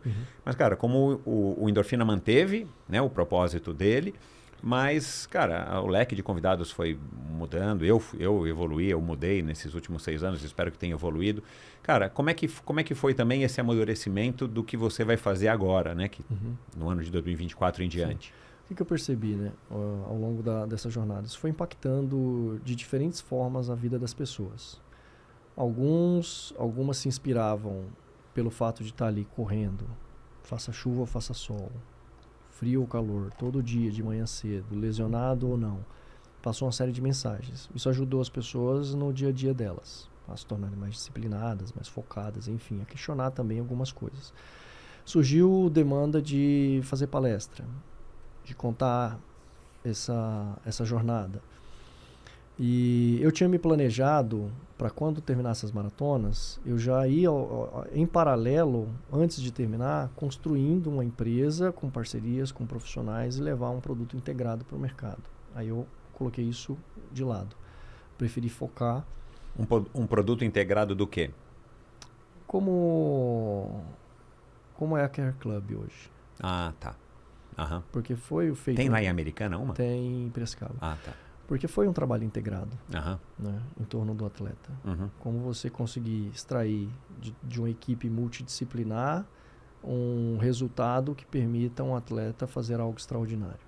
Então, essa ideia ela ainda existe, mas eu posterguei ela um pouquinho. E eu acredito que existe demanda no mercado para isso, não só para profissionais, como para o atleta amador. Sim, o cliente. Que é a grande maioria. E aí eu decidi estruturar primeiro a continuidade dessa jornada do Projeto Propósito, principalmente para empresas e pessoas. Estruturar isso através de um livro. Esse livro pode ser que ele vire um documentário ou não, vai depender, mas tem a participação de todo mundo, da família, tem os bastidores também. Você filmou? Filmei algumas coisas, filmei durante as maratonas, né? Eu tenho fotos e registros dos momentos com eles. Com os profissionais, com a equipe de staff, enfim, tá ficando uma história legal, que não é uma história só da visão minha, mas da visão de todos eles ao longo do projeto também, o que eles aprenderam com tudo isso. E com isso, nasce a minha marca, né? A Hugo Farias, com o objetivo de transformar vidas ou empresas, geração de resultado, alta performance, metas, resultados, enfim. Por enquanto, esse é o desenho que eu estou trabalhando. Uhum. Se vai dar certo ou não, o tempo vai dizer. Eu estou no meio dessa transição. Uhum. Então, para 23, 24, é esse o meu foco. Tá? Nisso, livro, talvez documentário, e firmar algumas parcerias com empresas para levar esse tipo de mensagem para as empresas e identificando problemas que possam existir lá e de que forma que eu posso contribuir. Você está fazendo um curso de coaching, né, que você postou? E olha, coisas acontecem não por acaso. Surgiu isso aí de uma pessoa um amigo que assistiu uma palestra, a retrospectiva que eu fiz no dia 26 de agosto, e ele é executivo de um dos patrocinadores que patrocinaram o evento. Ele é executivo da empresa. Ele fez cursos lá nessa empresa e ele falou assim: Hugo, você tem que estar aqui dentro dessa empresa. Você tem que participar desses cursos aqui, porque o que você fez é exatamente o que eles vendem. Aí eu entrei em contato com eles, fui lá conhecê-los, eles me ofereceram alguns cursos, dentre eles cursos de coaching. E aí eu fui fazer. E me surpreendi. Que legal. Porque acho que existe muito preconceito no mercado com relação ao coach, porque tem muita gente fazendo um monte de coisas aí também. Mas coach tem inúmeras ferramentas que te ajudam para a vida, né? E as empresas buscam coachings também. As principais universidades no mundo têm programas de coaching. Então, você sabendo utilizar isso da forma correta, com metodologia, com técnicas, você consegue extrair o melhor das pessoas também, das empresas, na direção certa. Eu acredito nisso. Então, uma das possibilidades é virar um coaching também. Legal. Mentoria. Essa disciplina tua, né? O teu pai era militar, foi militar. Você estudou no Colégio Militar de Brasília? Não. De onde que veio, cara, cheguei. essa disciplina? Teu pai era um cara disciplinador, Muito, assim? muito. E aí você tem irmãos, né? Tenho. Aí vocês aprenderam logo que tinha que obedecer, porque era o melhor caminho? A gente sempre teve disciplina em casa, né, através do dia a dia. Então, tinha horário para almoçar, tinha horário para jantar. Então, sentava todos à mesa, bença pai, bença mãe. Então, eles, através do jeito deles, eles conseguiram transmitir para a gente alguns valores, algumas atitudes que eu carrego até hoje. Eu acredito que boa parte da disciplina que eu tenho vem do meu pai. E boa parte dessa ousadia que eu carrego vem da minha mãe, por ela ter sido empreendedora. Os teus irmãos têm esses traços também ou aí variou? Aí acho que varia. Hoje eles ainda moram em Brasília. Meu irmão é da Polícia Militar e minha irmã é nutricionista. Minha irmã ainda mora com minha mãe, ela é 10 anos mais nova. Tua irmã não é a Bruna? Não, é Daiane. A Bruna eu peguei aqui porque eu já vinha com ela desde 2019, então eu preferi que ela desse continuidade no trabalho, até porque ela me conhecia. Mas dos três, eu acho que eu fui o mais maluco e que decidi sair de casa cedo e construir uma história, e essa história mudou de caminhos, né, ao longo do trajeto. Essa jornada está sendo construída. O que você houve, né, algum aprendizado, alguma coisa que você descobriu em você mesmo que você por acaso não sabia? Ou sei lá, a Daniela, né, que é a pessoa que talvez mais te conheça, fala: cara, Hugo, eu não sabia que você era assim. Não o fato de que você não tinha a descoberta dessa tua resistência para correr 366 maratonas seguidas, mas alguma coisa, alguma característica, alguma coisa que você talvez você mesmo tenha se surpreendido, que você descobriu ao longo desse ano inteiro? Eu acho que reforçou a questão da inteligência emocional, porque você entra numa sobrecarga mental absurda. Ela é maior do que a física. Correr uma maratona por dia gera um desgaste físico grande, mas a sobrecarga mental que você se impõe, ela é gigante. Porque você se cobra por ter tomado tal decisão e por ter embarcado tua família nisso. Você quer construir uma história, você sabe onde você quer chegar. E tem as pressões externas também, né? que você absorve isso. E tem a vida, o dia a dia. Tem que tocar, tem que resolver os problemas, tem que estar com a família, você tem que equilibrar tudo. Então, porque a vida continua, né? Não é, continua, ninguém então, está só dedicado a você e as coisas não pararam, né? Os filhos não pararam de não. adoecer, o problema de escola, de comportamento, né? Então, acho que algo que eu descobri mais ao longo desse processo é a questão da autorresponsabilidade, né? Então, eu sou inteiramente responsável por tudo que acontece na minha família. Então, se a minha esposa estava ansiosa, a culpa era minha. Se meus filhos não fossem bem na escola, a culpa seria minha também. Eu teria que estar presente, me fazer presente, de qualquer forma, a qualquer custo.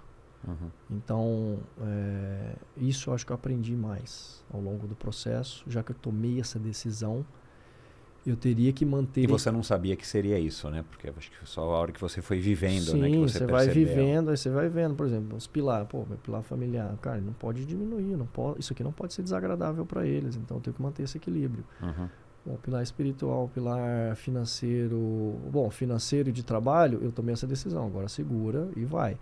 Agora, pilar social, beleza, não vou poder acompanhar minha esposa em alguns eventos, mas outros eu vou ter que acompanhar. Talvez eu não precise ficar até o final, volto para casa mais cedo, mas eu tenho que estar lá acompanhando ela. Claro. Teve um evento que a gente precisou ir pro show do Coldplay. Vocês vieram aqui em São Paulo? Vim. E lá, quem sabe a gente estava junto lá. O show anterior a gente já tinha perdido no ano anterior, ou 2 anos Senhora. antes. Aí eu comprei os ingressos, o show foi postergado porque o cantor teve um problema. A gente ficou com aquela... Né? Aquela pendura. E aí foi em fevereiro desse ano. E aí, vende, não vende, vamos, não vamos e tudo. Eu percebi que ela queria ir. Eu falei, como já tô em dívida, né? Você não veio correndo, cara, de Americana vai pra correndo cá. E me encontra lá. Ó, eu te pego no posto tal, toma um banho e pronto. Como eu já tava em dívida, eu falei assim, ela quer muito ir, então eu falei, nós vamos. Ah, não, vamos. Ela falou, vamos vender, não vai dar certo. Eu falei, não, nós vamos sim. Aí fomos de van. Assistimos, o show acabou até que cedo, acabou às 10 horas da noite, assim, mas fomos chegar em casa 2 horas da manhã. Aí você correu mais tarde aquele dia seguinte? Não, 6:30 da manhã eu tava correndo. Foi até bem essa corrida. O reflexo, ele aparece 3, 4 dias depois. Aí começa a dor pra tudo quanto é lado. Uma curiosidade, né? Você falou desse exemplo agora de ter ido dormir muito tarde e tal. Quando a gente vai largar uma maratona ou um triatlo, uma competição mais importante... Né, normalmente a gente não dorme tão bem, a gente fica um pouco ansioso, dá aquele frio na barriga. Será que eu esqueci? Será que eu esqueci aquilo? Será que eu esqueci aquilo outro? Será que eu tô com todo o gel e tal? Para você era melhor porque você estava na tua casa, né? Você não teve que fazer uma mala para levar para participar da maratona do dia seguinte em algum lugar. Mas quando que você teve isso e quando que passou isso? Porque imagino que não é toda noite que você foi dormir com um friozinho na barriga que você tinha uma maratona pro dia seguinte, né, cara? Tem uma hora que você se acostuma, né? Você lembra mais ou menos? E você fez anotações nesse sentido? Tipo, né, hoje eu acordei me sentindo pregado, mas eu corri super bem. Eu fui dormir bem e acordei morto. Você fez esse tipo de anotação para passar também para os médicos e tal? Sim, passei. Passei para eles, inclusive, para escrever lá o artigo e vai estar no livro também, né? Dias que eu fui dormir, putz, eu tinha discutido, eu e ela. Aí você vai dormir assim, no dia seguinte tem que ir lá correr. Aí você fica pensando, aí tua cabeça viaja. Putz, é horrível, Aí, é horrível treinar assim, processo cara. de treinamento. Outra coisa, né? Ingenuidade minha. Comecei a treinar para o projeto antes dele começar. Eu já tinha que fazer algumas maratonas ali antes do projeto. Na planilha de treinos, eu tinha que fazer uma maratona sábado e outra domingo. Isso era uma novidade para os treinadores também. Mas eu falei, galera, construa aí o que vocês acham que vai me preparar para a Então primeira você já semana. correu mais do que 367? Já, eu fiz acho que umas maratonas. 10 ou 12 maratonas antes de começar o projeto. Assim, algumas delas sequenciais, finais de semana, sexta, sábado e domingo. E aí, no período de férias, julho de 2022, a gente foi para Guararapes, cidade dos meus sogros. Foi a primeira vez que eu iria falar para eles do projeto. E tava com a esposa, todo mundo, todos os familiares, meu cunhado, todo mundo lá à mesa. As crianças tinham saído e eu fui compartilhar o projeto. E aí, naquele momento eu compartilhei o projeto do jeito que eu estava acostumado a falar para todo mundo. Essa foi a minha ingenuidade. Porque do outro lado da mesa tinha um pai. E eu deveria ter iniciado aquela conversa resolvendo as principais preocupações de um pai. Então, naquele dia ali, eu cometi, acho que o maior erro do projeto, né? Eu tomei uma decisão, sem comunicar a minha esposa, sem falar com os familiares, mas eu deveria ter começado aquela conversa falando o seguinte: pessoal, tomei essa decisão, mas olha só, as preocupações do âmbito financeiro, participação na família, responsabilidade e tal, serão feitas assim, assim, assado. Eu comecei contando a história como eu estava acostumado, e resultado, deu ruim. Aí o clima esquentou. Isso vai estar no livro também, mostrando os bastidores, como é que foi a recepção da família para isso e a repercussão. Mas aí depois a gente se entendeu, mostrei depois em detalhes como é que era o planejamento financeiro, como é que seria o pós e tudo. Mas é isso, né? Isso mostra até um dos motivos de eu não ter compartilhado. Não é uma justificativa, mas alguns acontecimentos mostram. Os medos são naturais e eles tentam nos preservar. E eu acabei optando e assumindo o risco de não compartilhá-los com antecedência, porque eu acreditava que esses medos poderiam me fazer desistir. Se eu errei, se eu acertei, bom, o tempo ainda vai falar sobre tudo isso. Mas esse é um dos motivos de eu não ter compartilhado antes com minha esposa, com o pai, com o sogro e tudo. E você também está se desenvolvendo, né, cara? Você Sim. também está se descobrindo. A gente entende que no momento gera, né, esse calor do momento, da emoção, mas com certeza daqui a algum tempo as coisas vão se encaixar. Sim. E aí você vai poder mesmo acessar isso, essas memórias com a Daniela e tudo mais, e vocês vão encontrar aí as explicações. Qual foi a maratona? Teve alguma maratona, tirando as dos eventos, mas que foi assim a mais legal e por qual motivo? Uma que você falou: nossa, hoje parece que eu corri 10 km só, mas corri 42. Olha, por incrível que pareça, as maratonas que mais me marcaram foram as que eu caminhei. Porque eu não imaginava que pessoas iam aparecer para caminhar. E apareceu uma galera que veio caminhar comigo só porque eu estava caminhando. Que legal, meu. Porque elas não corriam. Aí elas foram incluídas, né, quando eu comecei a nessa caminhar, participação. elas vieram caminhar e eu conheci histórias assim incríveis de pessoas de superação, que se superaram através do esporte, né? Pessoas que perderam 50 quilos, ou que passaram por processo de depressão e através do esporte construíram uma nova história. Então teve N situações e ali me tocou mesmo, né? Porque as pessoas se sensibilizaram com a situação. E eu acho que passa muito disso também, histórias de superação, né? Acaba sendo uma história de superação e as pessoas se veem ali. Aquilo que eu te falei no começo no Endorfina, né? Assim, a hora que você pega uma pessoa que não é um medalhista olímpico, que não é atleta olímpico, não é alguém que vive disso e ganha dinheiro, trabalha com isso, você acaba criando uma conexão muito diferente que eu acho que é mais forte ainda com as pessoas. E talvez esse seja um dos motivos, só refletindo aqui sobre esse tópico, que muitos influenciadores fazem mais sucesso do que os atletas profissionais. Talvez porque é uma distância um pouco menor entre um influenciador, né, do esporte e um atleta comum, uma pessoa comum, do que um grande medalhista, um recordista mundial e por aí vai.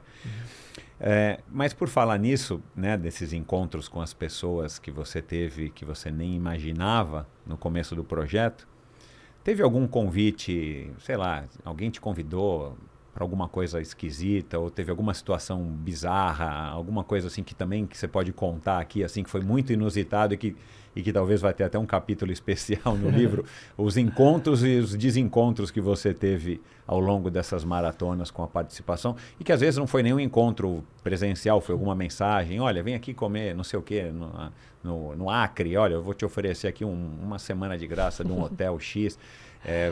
Teve alguma coisa que te chamou a atenção, que você lembre agora? Teve um dono de um hotel no Rio Grande do Sul, me ofereceu estadia para eu ir para lá, passar um tempo lá. Teve muita gente que veio correr de longe e que eu fiquei muito surpreso pelo impacto, cara, que isso causou nas pessoas. Teve muita gente de Santa Catarina, cara, que pegou o carro e foi até Americana, mais de quase 900 quilômetros, alguma coisa assim, para correr uma maratona. Teve o caso do Cláudio. Ele pegou o avião, ele mora perto de Curitiba, mas ainda é Santa Catarina. Ele pegou o carro, dirigiu 2 horas, foi para Curitiba, pegou o avião, veio no dia anterior, desceu, correu 30 quilômetros, que ele não aguentou correr os 42, correu 30 quilômetros, agradeceu, pegou o carro, foi embora, avião.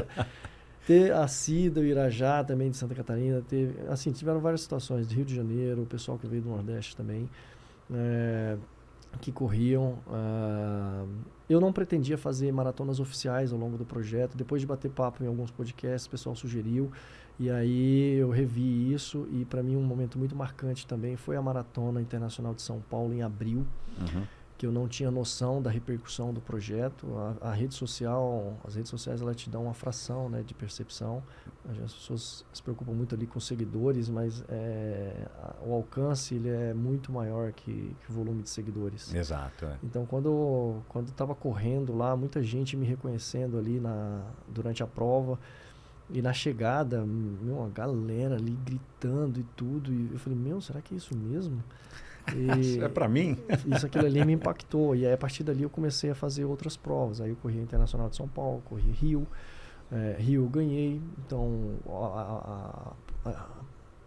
a direção de prova do Rio me contactou, perguntando se eu queria participar.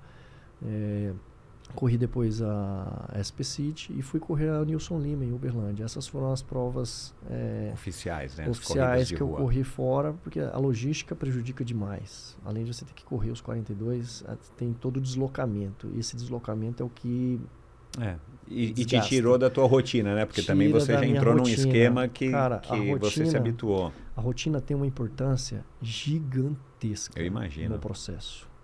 A sua cama, a sua comida, né? A comida, a alimentação. Assim, tinha que ter disciplina em tudo. Na alimentação, na hidratação. Precisava dormir pelo menos 6 horas, senão o corpo não recupera. E ele não te impossibilita de correr no dia seguinte 42, mas ele vai, aos poucos, você vai minando. Exato, então você tem que dormir bem, você tem que comer bem, você tem que se hidratar bem, você tem que fazer o recovery.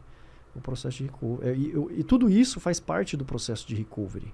Claro. É tudo conectado. Eu chegava e entrava na banheira de gelo. Podia estar calor ou frio. Eu entrava lá e tem que fazer. O gelo é um anestésico natural ali que ajudava a conter qualquer processo inflamatório. Então teve esses aprendizados, teve essas situações, né? As amizades que surgiram pelo caminho, as pessoas que se sentiram impactadas e queriam fazer parte dessa jornada. Cara, eu ganhei muitos amigos. Eu perdi alguns amigos ao longo dessa jornada, sim. Pessoas que acabaram se afastando por achar que era tudo maluquice, que eu estava em algum processo de burnout, que eu estava fazendo algo que eles não acreditavam. Mas surgiram muitos outros amigos. Pessoas que se sentiram impactadas por aquilo ali e vieram, que quiseram fazer parte. Vai ter o capítulo de um deles, que é o Paulo Brito, que virou um grande amigo. Ele correu mais de 190 dias comigo. Uau, cara. Tem 58 anos de idade. Ele é de Americana. Ele mora em Americana. Tem 58 anos de idade. Ele trabalhou 35 anos no Senai. Se aposentou em agosto de 2021. A gente se conheceu em setembro de 22, correndo no mesmo lugar. Ele correndo no sentido contrário. A gente se encontrou 1, 2, 3 dias, uma semana. Depois eu chamei ele para correr. Aí ele estava em dúvida por que eu estava correndo com uma plaquinha de número fixada na cintura. Aí depois que ele ficou sabendo que eu iria correr uma maratona por dia, foi na maratona 29 que a gente se conheceu. Aí ele falou, cara, eu vou participar disso aí. Correu 190 dias. E 190 dias correndo 22 quilômetros, quase todos os dias. Que legal, meu. Apareceu alguém que falou assim, então agora eu vou correr 400, eu vou correr 2 anos seguidos. Surgiram vários outros doidos aí agora. Tem um que começou a correr 42 quilômetros 3 vezes por semana. Tem um outro que não tinha perfil, o Alicate. Já correu 11 maratonas em algumas semanas.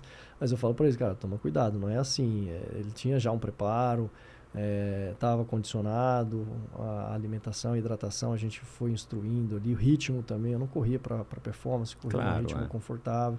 Às vezes a gente vai conversando, às vezes não, sempre ia conversando com as pessoas, porque as pessoas chegavam para querer acompanhar. Alguns estavam preparados, outros não. E aí, na conversa, na respiração da pessoa, você sente se ela tá Exato, ofegante, sabe, não na tá hora. ofegante. Exato, é. E aí você para, toma uma água, tudo. Porque o objetivo ali não era a pessoa fazer ninguém passar por qualquer problema. Não, e você não queria ganhar de ninguém que tava ali, né? O cara entra Ninguém. do teu lado e você acelera. Mas teve gente que acelerou, né, na tua frente. Teve várias maratonas que eu fiz com pessoas e os caras eram atletas de performance. E aí dava uma acelerada, eu falei, segura um pouco aí, pô, já estamos aqui o pace de 5, 4,50, isso aí vai me quebrar, vamos devagar. Ô Hugo, você viveu muitos anos da tua vida, né? 40 anos, você não fez tanta atividade assim. Você jogou basquete, né? Você é alto, você jogou basquete na época da escola, colegial e tudo mais. Depois eu imagino que esses anos de tênis era só para você perder dos teus chefes na IBM, né? Aquela coisa que faz parte. Exato. Em algum momento na nossa carreira a gente vai ter que perder um pouco dos chefes em alguma competição, né? Mas, cara, como é que você acessa isso também, né? Uma pessoa que não era sedentária, mas também não era um esportista, não era um atleta. E o esporte mudou radicalmente a tua vida. Como é que você acessa isso? Eu tive agora uma história mais ou menos recente da Julia Nakagawa também, que se aposentou, tem 66 anos hoje, e que também começou a praticar esporte aos 50 com paraquedismo. E aí hoje ela faz triatlon, já fez maratona e tudo mais. Né? Teve o Joel, que você conheceu, que também começou aos 50. Você deu uma guinada na sua vida aos 40, né? Que é mais ou menos a história do Jim Karnazes, mas o dele era o de 30, né? Que ele, com 30 anos ele saiu correndo no meio da festa de aniversário dele e foi parar não sei aonde. Como é que você acessa isso e você reflete a respeito disso? Você tem algum tipo de arrependimento? Se eu tivesse levado mais a sério... qual é a sua sensação a respeito disso? Eu acho que não. Acho que é um conjunto de fatores, né? A maturidade que vai chegando ao longo do tempo, a reflexão que você faz sobre a tua jornada, o desenvolvimento que você vai tendo ao longo do tempo, livros, a própria experiência adquirida ao longo do tempo, aquilo que você gerou, contribuiu, versus aquilo que você começa a acreditar se faz sentido ou não seguir esse caminho. Eu comecei a questionar exatamente onde que eu queria chegar. Né? Se eu continuar nessa jornada aqui, se eu continuar como executivo, onde que eu vou chegar? É isso que eu quero? Tá, vou ganhar quanto? É tanto? Beleza, mas não é isso que eu quero. Eu quero fazer algo diferente. E tem muita gente que quer e tem muita gente que não enxerga isso, né? E não tem problema nenhum, não Exato, é errado. porque cada um é cada um. Cada um é cada um. Só que eu comecei, na minha visão, o que começou a passar pela minha cabeça, é o sentido de querer ser algo diferente mesmo. E ao invés de continuar naquela corrida pelo dinheiro. Eu acredito ainda, por exemplo, que eu conseguirei ser bem mais sucedido financeiramente fazendo o que eu estou fazendo do que onde eu estava. Mas vai ser uma consequência. Eu acredito nessa jornada. Eu acredito que através de você conseguir fazer a diferença na vida das pessoas, o retorno financeiro vem com o tempo. E é isso que eu comecei a pensar de um tempo para cá. Quero fazer a diferença na vida das pessoas. E a partir daí vem o meu retorno financeiro. Quando ele vem, eu não sei. Tua relação com a grana está mudando? Mudou? Eu nunca fui tão apegado assim, né? Com coisas materiais. Acho que o desapego também ajudou nesse processo de reflexão, de análise. Acho que sim. A Daniela tá gostando do novo Hugo? Tá surpresa, tá gostando, sim. Porque, cara, esse é um desafio, né? Eu tô aqui em caráter jocoso, brincadeira, mas assim, esse é um desafio de qualquer casal, né? A gente vai mudando, né? Sim, a preocupação ainda existe. Porque eu ainda não estou gerando retorno financeiro, a minha profissão está sendo construída do zero. Então existe ainda essa preocupação com relação à questão financeira. Mas se você for olhar do ponto de vista família, eu fiquei muito mais presente em casa com minha família do que eu estava antes. Os teus filhos devem ter adorado, né? Sem falar que cada dia eles vão com uma camiseta nova na escola, a galera deve estar adorando. Eu almoço com eles todos os dias, desde que eu iniciei no projeto. Então, assim, as tuas escolhas, as tuas decisões vão gerar impactos em alguns pilares da tua vida. Essa que eu tive gerou impacto em alguns pilares durante o projeto e agora tem o pós-projeto. Eu já estou buscando reequilibrar aqueles pilares que foram impactados. O que está mais impactado hoje é o financeiro e o profissional. Eu estou construindo a jornada. Os outros pilares, espiritual, familiar, conjugal, filhos, esses pilares estão equilibrados. E eu vou buscar sempre o ponto de equilíbrio. Eu acho que é isso, cara. A gente tem que buscar o ponto de equilíbrio em tudo. Em alguns momentos, você vai viver de altos e baixos. É importante você ter consciência do que as tuas decisões vão impactar.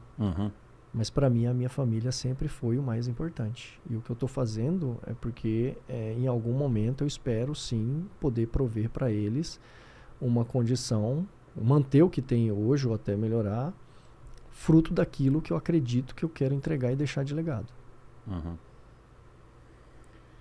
Qual o melhor investimento que você já fez? Depois de tanto curso, de tanta mudança de cidade, de tanta atitude, qual o melhor investimento que você já fez? Investir na minha história, na minha carreira e naquilo que eu acredito que eu valorizo. E na minha família, né? Construir a minha família.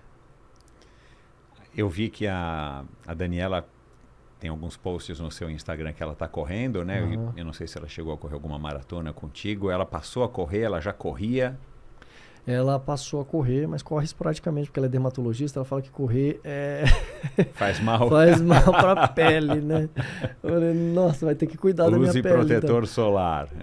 Mas ela se orgulha muito do que foi feito. Meus filhos se orgulham muito também. Acho que eu consegui demonstrar também dentro de casa que nada é impossível, que eles podem acreditar nos sonhos deles, independente do que seja, e correr atrás. Eu acho que esse é o maior exemplo que você vai dar para eles, né? Para a Daniela e para todos os outros também, mas para os filhos, né, cara? Que são as pessoas que a gente mais valoriza. Sim, mas ainda sempre vai ficar a questão financeira, né? Porque a nossa sociedade cobra, todo mundo cobra, a gente se cobra. O pilar financeiro ele é importantíssimo na sociedade. Se você não tiver um retorno financeiro expressivo, a sociedade não valoriza, não vê sucesso. E eu acho isso errado. Sucesso não é só você ter o carrão, ou a mansão, ou o jato. Cara, sucesso... Eu me considero bem sucedido na execução do projeto. E eu quero lá na frente olhar para trás e ver que eu fui bem sucedido na construção dessa nova história. De que nunca é tarde para você construir uma nova história. É isso que eu acredito. Você falou, né, que ouviu o episódio com o Beto, né, o Betão Pandiani, né, e você se identificou bastante, né, cara? Ele fez muitas reflexões aqui nesse sentido, né, cara, a respeito dos nossos propósitos, dos medos, essa observação muito, muito clara que ele tem a respeito da sociedade, né, da gente dentro dessa sociedade, da gente no mundo. E eu acho que hoje em dia é cada vez mais fácil da gente encontrar pessoas, ou mais fácil não, mas tá um pouco menos raro a gente encontrar pessoas que estão se questionando nesse sentido como você se questionou, né? Por isso que é um ato de coragem fazer o que você fez, fazer o que o Beto faz há muitos anos, né? Que ele também largou uma carreira, uma vida, né? No mercado noturno, no mercado de entretenimento, restaurantes e casa de shows e tal, para o cara seguir o sonho dele. E a impressão que a gente tem é que, cara, esse é o melhor caminho, né? Porque a gente não sabe se a gente vai estar aqui amanhã. A gente precisa deixar alguma coisa para os nossos filhos quando a gente tem filhos, mas a gente não sabe se a gente vai estar aqui amanhã, né, cara? Então, assim, isso é uma das coisas que eu tenho aprendido bastante nos últimos anos ao longo aqui do Endorfina e na minha vida fora aqui do Endorfina também, que a gente tem que ter um terceiro olho aí bem atento para outras coisas que não são o que a sociedade espera da gente, ou né, o que a gente vive nesse mundo conturbado, que a gente vive principalmente numa sociedade capitalista como a nossa e numa cidades grandes, né? Eu não sei como é que é a americana, não sei se eu já estive lá, mas esse progresso, entre aspas, está chegando em todos os lugares hoje, né? Graças à tecnologia também. O quanto que as redes sociais te influenciaram também nessa escolha dos 365, ou a internet, né? A TI, né? Porque você falou isso, acho que nesse também Tech é Pop, né? Sobre tudo é TI, ou foi um dos apresentadores que falou. E hoje, graças ao desenvolvimento da internet e essa tecnologia toda na palma das nossas mãos, a gente tem noção de feitos que a gente nunca imaginou, né? Você descobriu 2 caras que correram o que você correu, que estavam correndo o que você correu. e a gente descobre um Nims Dai, né, que você viu num documentário, mas a gente podia ter acessado também através do Instagram dele, por aí vai. Você acha que as pessoas estão ficando mais ousadas também graças a isso, de ter essas referências, né?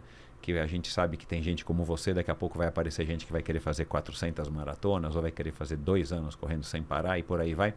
Você acha que isso também é um efeito colateral desse avanço tecnológico, já que você é um cara que entende tanto de TI? Sim. Acho que a tecnologia, ela potencializa, né? A tecnologia, as redes sociais, elas potencializam para o bem e para o mal. Existem bons exemplos de superação, de fazer isso e aquilo, e existem outros exemplos de coisas supérfluas. Mas eu acho que tem um papel fundamental aí sim da tecnologia e das redes sociais. Cabe você filtrar o que você vai fazer, quem que você vai seguir, quem que te inspira, o que você quer ser, em quem que você vai se espelhar, e usar de forma consciente, porque também é muito destrutivo. Sem dúvida. Ao longo do projeto, eu me questionava, poxa, eu devo fazer... Qual que é o objetivo? É inspirar pessoas. Beleza, então vou mostrar aqui, correndo uma maratona, como é que é. Vou dividir a maratona em pedaços, para mostrar que, dividindo em pedaços, você consegue chegar mais fácil nos 42. Então, eu vou celebrar aqui todo dia 10 km, 20 km, 30 km, 42. Cheguei nos 42, mas antes de chegar nos 42, eu tive que passar pelo quilômetro 1, chegar no 10, no 20, no 30, fui coletando pequenas vitórias. E aí muita gente se identificou com isso, outras pessoas falavam assim, cara, fala de tênis, fala disso, fala daquilo. Não era o meu propósito, eu não queria atrair aquele tipo de... Não era para isso que eu estava fazendo. E aí eu olhava para o lado, via muita gente falando de tênis A, do tênis B, do tênis C e tudo. Eu falei assim, cara, eu não vou falar disso, porque o meu propósito não é esse. Eu posso falar de qual tênis eu gostei depois de um tempo, como que quais foram os critérios que eu utilizei para escolher os tênis. Mas neste momento eu não quero comparar o tênis A com o tênis B ou fazer isso porque A, B ou C, fulano, beltrano, ciclano está falando de tênis e está ganhando audiência. Meu objetivo não é ganhar audiência desse jeito. Eu quero ganhar audiência pelo que eu estou fazendo e que as pessoas se inspirem por aquilo que eu estou entregando. Que se isso pode ajudar elas de algum jeito no dia a dia delas, é dessa forma que eu quero aparecer. Então... tem espaço para todo mundo, né? Tem espaço, o que essas pessoas fazem, trazendo reviews de tênis ou produtos quaisquer, tem o espaço deles, né? Muitos fazem muito bem e são bem. Excelentes. E aí onde entra o influencer, né? Onde as marcas olham isso como uma oportunidade também de expansão da visibilidade do produto deles. Então as marcas encontram nesses influenciadores um ponto de crescimento, enfim. Tanto é que o budget de marketing das empresas, boa parte está sendo destinado a isso. E tem muita gente que faz um ótimo trabalho, assim como tem o oposto. Exato. Você é um pai disciplinador? Eles têm horário para comer? Eles pedem a bênção para sair da mesa? Tem. A bênção a gente acabamos não colocando isso, perdeu um pouco... É algo que eu acredito e é muito positivo. Eu deveria ter colocado isso, não coloquei. Mas a gente tem a disciplina de sentar juntos à mesa, de tira o telefone, iPad, aqui, da gente curtir momentos em família, viajar, criar memórias, dormir na hora certa, sem telefone, sem iPad, sem nada. Ter uma certa disciplina em casa. Eu acredito que as crianças precisam de limites. Eu aprendi isso. Meu pai, minha mãe souberam impor limites. E eu acredito que é assim que eu preciso criar meus filhos também, para que eles entendam que tem limites. E para que eles entendam que lá fora vai ter que correr. Literalmente. Eles correm, eles curtem? Como é que está a relação deles? 12 e 11 anos, né? 11 e 12 anos. Vinícius 12, Alice 11. A Alice, inclusive, quis entrar na assessoria de corrida. Uau, então, eu coloquei ela. Cara, curtiu, que legal. E ela tem um potencial. Ela corre bem, ela tem uma biomecânica muito interessante. O Vinícius também corre muito bem, mas ele está no basquete, quis fazer basquete por escolha, por alguns amiguinhos também que fazem. Faz basquete, joga futebol. Deixo eles escolherem também. Eles experimentarem diferentes esportes, mas contanto que esteja no esporte. A Alice faz balé também. E se eles, né, talvez eles já tenham conversado com você, porque acho que nessa idade já começa a ter essas percepções, né? Você vinha num ritmo, numa toada, de repente você larga tudo e você começa a estar mais presente com eles e tal. Quando chegar o momento, né, de você conversar com eles sobre o que eles vão ser quando crescer, não veterinário nem astronauta, né, que isso é uma coisa muito comum entre meninas e meninos, mas na hora que você tiver mesmo que conversar com eles e tal, daqui a alguns poucos anos, e de repente eles vão querer seguir os seus passos e empreender, ou seguir os passos da mãe, ou será, pai, que eu faço uma carreira tal que dá mais grana, ou tem mais chance, vou entrar no mercado financeiro e tal. Você já parou para pensar, você, Daniela, que tipo de conselho hoje, né, vocês dariam para eles? Siga o teu sonho. O Vinícius mesmo, ele já tem um pouco dessa visão. Ele já falou mais de uma vez que ele quer ser um neurocirurgião. Ele quer ajudar pessoas que não caminham a caminhar. Caramba, meu, que diferente, cara. Que legal. Ou seja, ele já consegue ver na idade dele, aos 12 anos, um senso de propósito, né? A Alice ainda não, tá mais jovem. Mas caramba, é isso que precisa ser despertado, acho que nas nossas crianças, né? Um senso de propósito. Eu me lembro na Maratona 300, eu fiz até uma brincadeira com uma das escolas lá, a escola onde eles estudam. Eu conversei com o diretor, falei, podemos bater um papo? Aí eu falei, vou passar aqui, no dia 300 eu vou passar aqui, em alusão lá ao filme 300, né? O de Spartans. Eu falei, eu gostaria de bater um papo com a meninada aí. Você tinha que correr vestido, cara, como um espartano, pô. Agora que você emagreceu pra caramba. E aí ele topou a ideia. E aí, quando eu cheguei na frente da escola, tinha uns 150 adolescentes. Primeiro, segundo, terceiro ano. Ele pegou ali o colegial, né?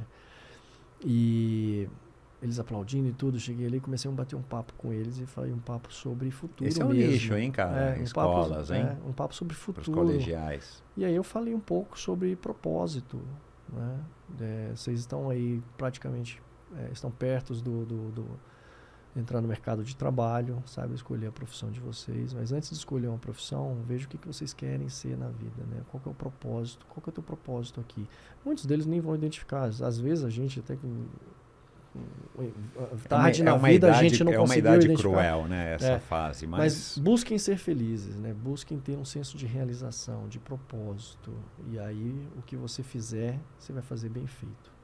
Então foi bem legal o papo, a galera curtiu. Tem isso, né? Então eu acredito que eu consigo contribuir não só com quem é da minha geração, mas com as gerações novas também que podem estar em dúvida sobre o que fazer e de alguma forma eu consigo ajudar. Cara, eu ia te perguntar qual que é o lugar mais legal que você já correu na tua vida, mas eu acho que eu vou saber qual é a resposta. Deve ser a Maratona do Rio, né? Que é uma maratona bem bacana. Não sei se você concorda com isso. É uma maratona muito linda, visualmente, né? Mas a principal maratona eu ainda estou correndo, que é a maratona da minha vida, né? Que é construir essa jornada. E essa maratona, ela é longa.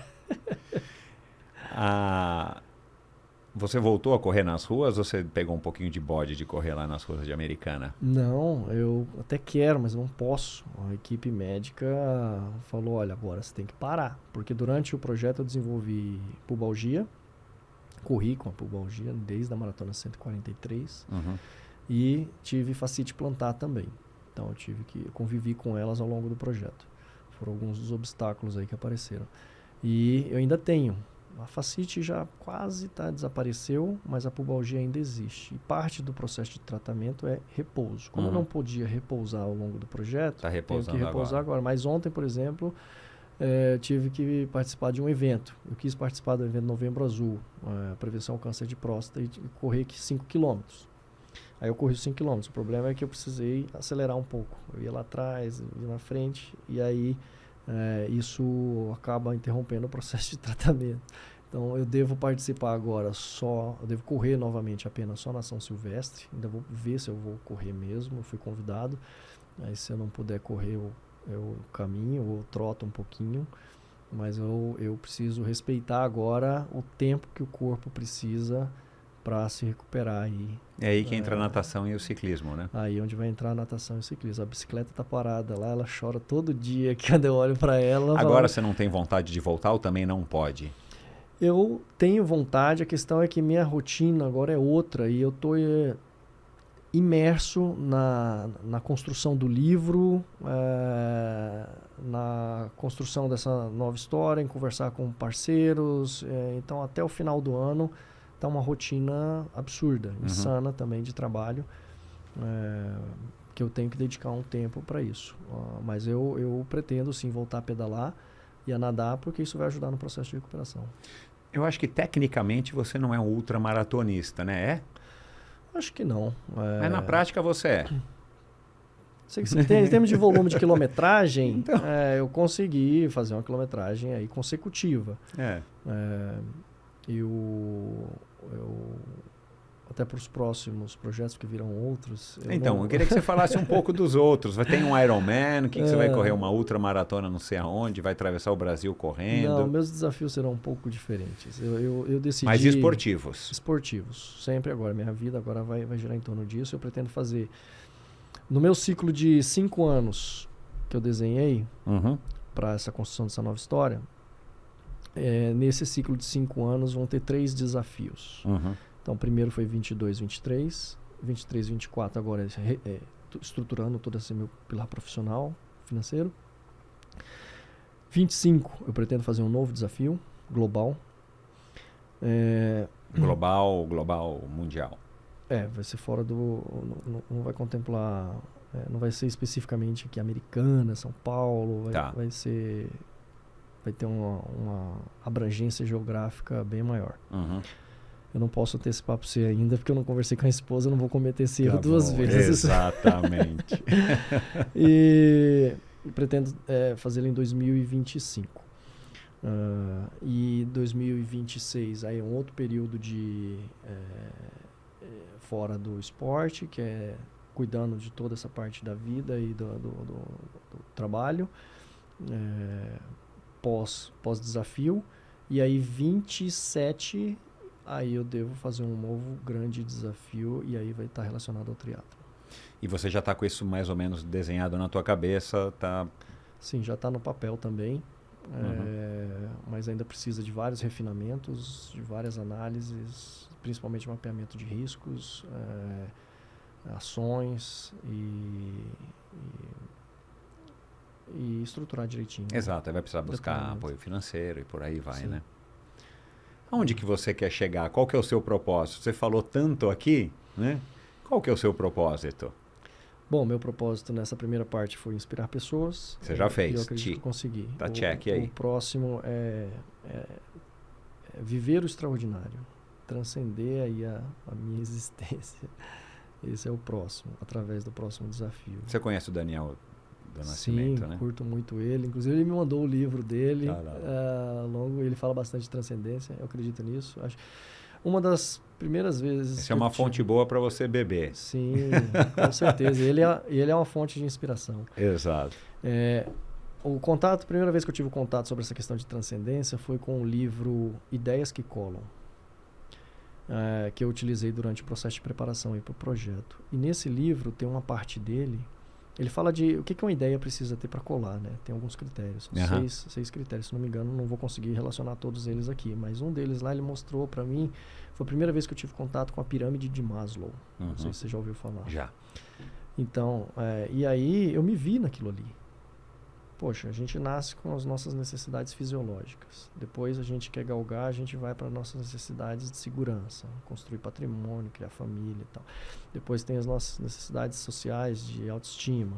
Depois você vai subindo na pirâmide, tem autorrealização. Eu acredito que eu estou neste momento nesse de autorrealização e eu quero atingir a transcendência, que aí é você fazer a diferença não só na tua vida, mas na vida das pessoas. Que aí eu acredito que eu devo fazer isso quando eu fizer o terceiro desafio, que é 2027. Que você vai estar com quase 40 anos, ou 40... Não, eu estou com 44, com quase 50. Eu estarei com 48.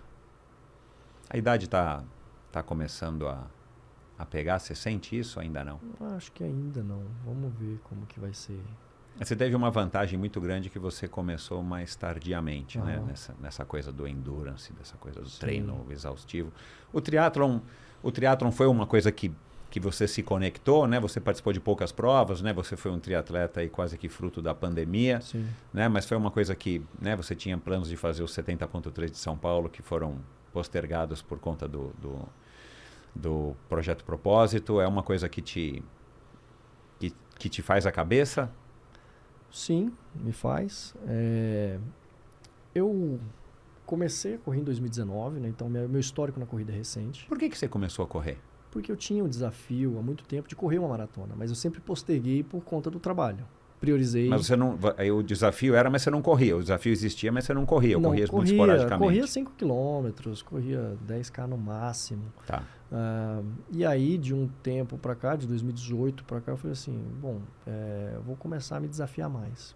Porque eu sempre usei o esporte como ferramenta de transformação. Para mim, me ajudou nas empresas que eu passei a melhorar minha performance.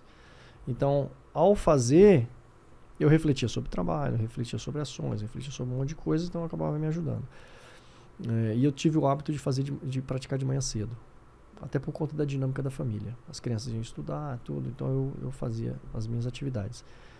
E aí eu decidi embarcar na maratona e falei assim, não, desse ano não passa, eu vou fazer uma maratona, que foi 2019. E aí eu treinei 9 meses e fiz a maratona em setembro.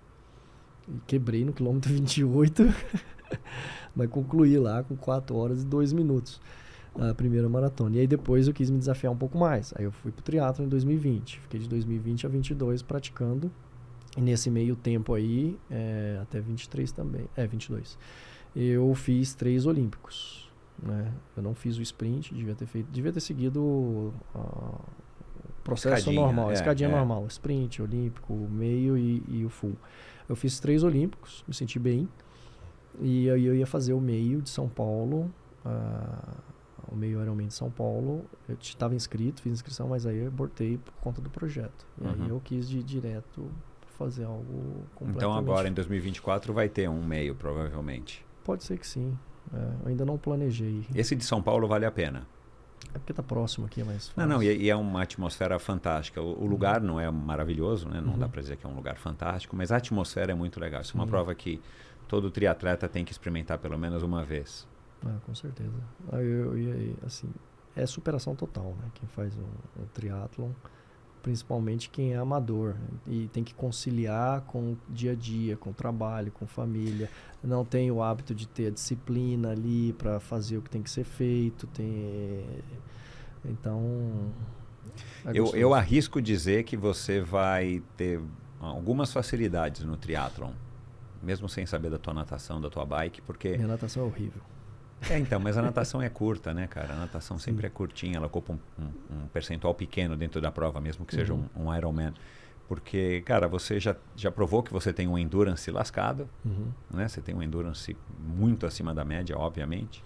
E você tem essa coisa da disciplina, né, cara? Porque o que você fez eu acho, né? Eu nunca fiz o que você fez nem perto, mas eu acho que qualquer outra empreitada normal, não sei o que você está planejando globalmente, mas qualquer outra empreitada que seja fazer 2 Ironman por ano, 3 Ironman por ano, que isso é uma coisa difícil, né, de fazer, cara, a disciplina você vai tirar de letra, né, cara? Então, você já começa, né, com uma vantagem maior do que a média das pessoas, né, com esse teu histórico, cara. Sim. O próximo desafio ele ainda vai ser na corrida, tá? E para isso eu quero gerar uma contribuição global. Do primeiro eu gerei uma contribuição científica, no próximo eu quero gerar uma contribuição global. Não vou falar o que vai ser ainda, mas eu posso dar uma ideia do que vem. Eu vou correr 95 km por dia durante 240 dias. Caramba, meu. Então é bem endurance. 95, 240. É uma charada, né? Vou anotar aqui. Vamos ver se algum ouvinte descobre. Por que 95 quilômetros e por que 240 dias, né? Aproximadamente 240 dias.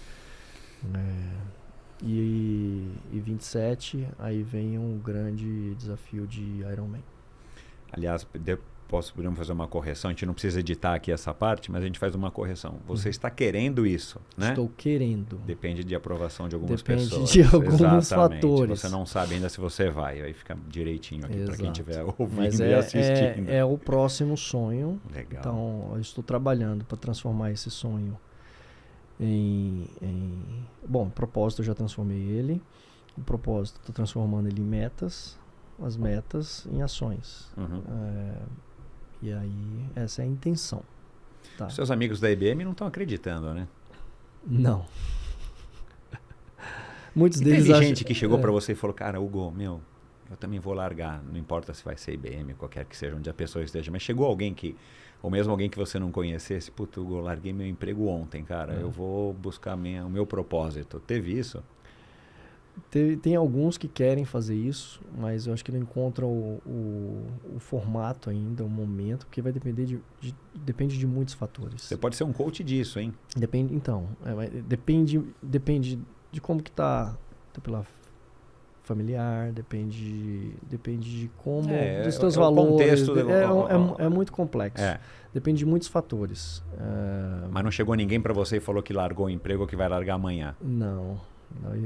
E se a pessoa fizer isso, eu falo, olha, toma cuidado. A culpa não é minha, toma você a tua decisão, cara. Não quero te influenciar a tomar uma atitude assim. Eu tive os meus motivos, eu me estruturei de um determinado jeito, formato, eu comecei a refletir sobre o que eu ia fazer, como eu ia fazer. E o impacto disso, e eu decidi assumir esses riscos. Mas se você se propor a fazer isso, cara, faz um estudo, prepara bem, porque a jornada é difícil. Nas suas palestras você tem que fazer um disclaimer antes, né, cara? Olha, tudo que eu vou dizer aqui é baseado na minha experiência, na minha vida, uma coisa muito pessoal. Vocês vão tomar a decisão de vocês a hora que vocês quiserem. Porque, cara, assim... Isso é um fato, né? A quantidade de pessoas que existe por aí que tem vontade de fazer isso que você fez, não a maratona, as maratonas consecutivas, mas de largar a vida porque não estão satisfeitas, é enorme, né? E um pouco o Betão falou sobre isso, então acho que nesse sentido você é uma grande inspiração disso mesmo, assim, cara.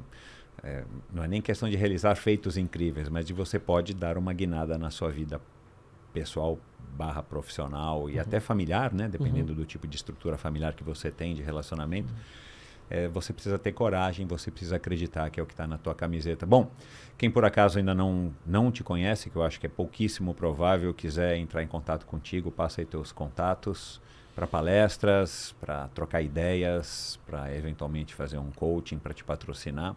Legal, obrigado aí pelo espaço, Michel, uma satisfação, uma honra estar aqui conversando contigo. Bom, quem quiser entrar em contato nas redes sociais, Hugo Farias 365, no Instagram, YouTube. Contatos para palestras ainda é comigo, mas eu pretendo firmar uma parceria aí dentro de um espaço curto de tempo e ter uma empresa cuidando disso. Prefiro delegar isso para alguém e ter essa parceria. Coaching ainda estou estruturando, vai ter o processo de lançamento do livro, que a gente vai fazer em uma corrida, né? Nada mais apropriado. Exatamente. Eu começaria a dar spoiler aí nas redes sociais também a partir do momento certo, a partir de dezembro. E é isso. Quem tiver interesse em conhecer um pouco mais dessa história, o propósito envolvido e todas as características por trás dessa jornada, se achar que pode inspirar aí a empresa, os funcionários, né, saírem da zona de conforto, buscarem performance, resultado, estou à disposição para compartilhar essa jornada e fazer impactar aí a vida das pessoas. Legal. Bom, muito obrigado. Você tem que fazer audiolivro, né? Porque as pessoas podem querer correr uma maratona ouvindo o livro do Hugo. Cara, muito obrigado, parabéns aí pela sua iniciativa, obrigado aí pelo carinho do presente, cara, e pela cabecinha do rinoceronte, né, que eu vou postar também no meu perfil pessoal. Muito obrigado, cara, parabéns pela coragem e que você tenha aí muito sucesso no ano de 2024 e o resto da sua vida, cara. Valeu. Valeu, obrigado, Michel. Igualmente. Gostou do vídeo? Dê o seu like e deixe o seu comentário. Não se esqueça de assinar esse canal e se você quiser ouvir a conversa na íntegra, Procure pelo Endorfina na sua plataforma preferida de podcasts.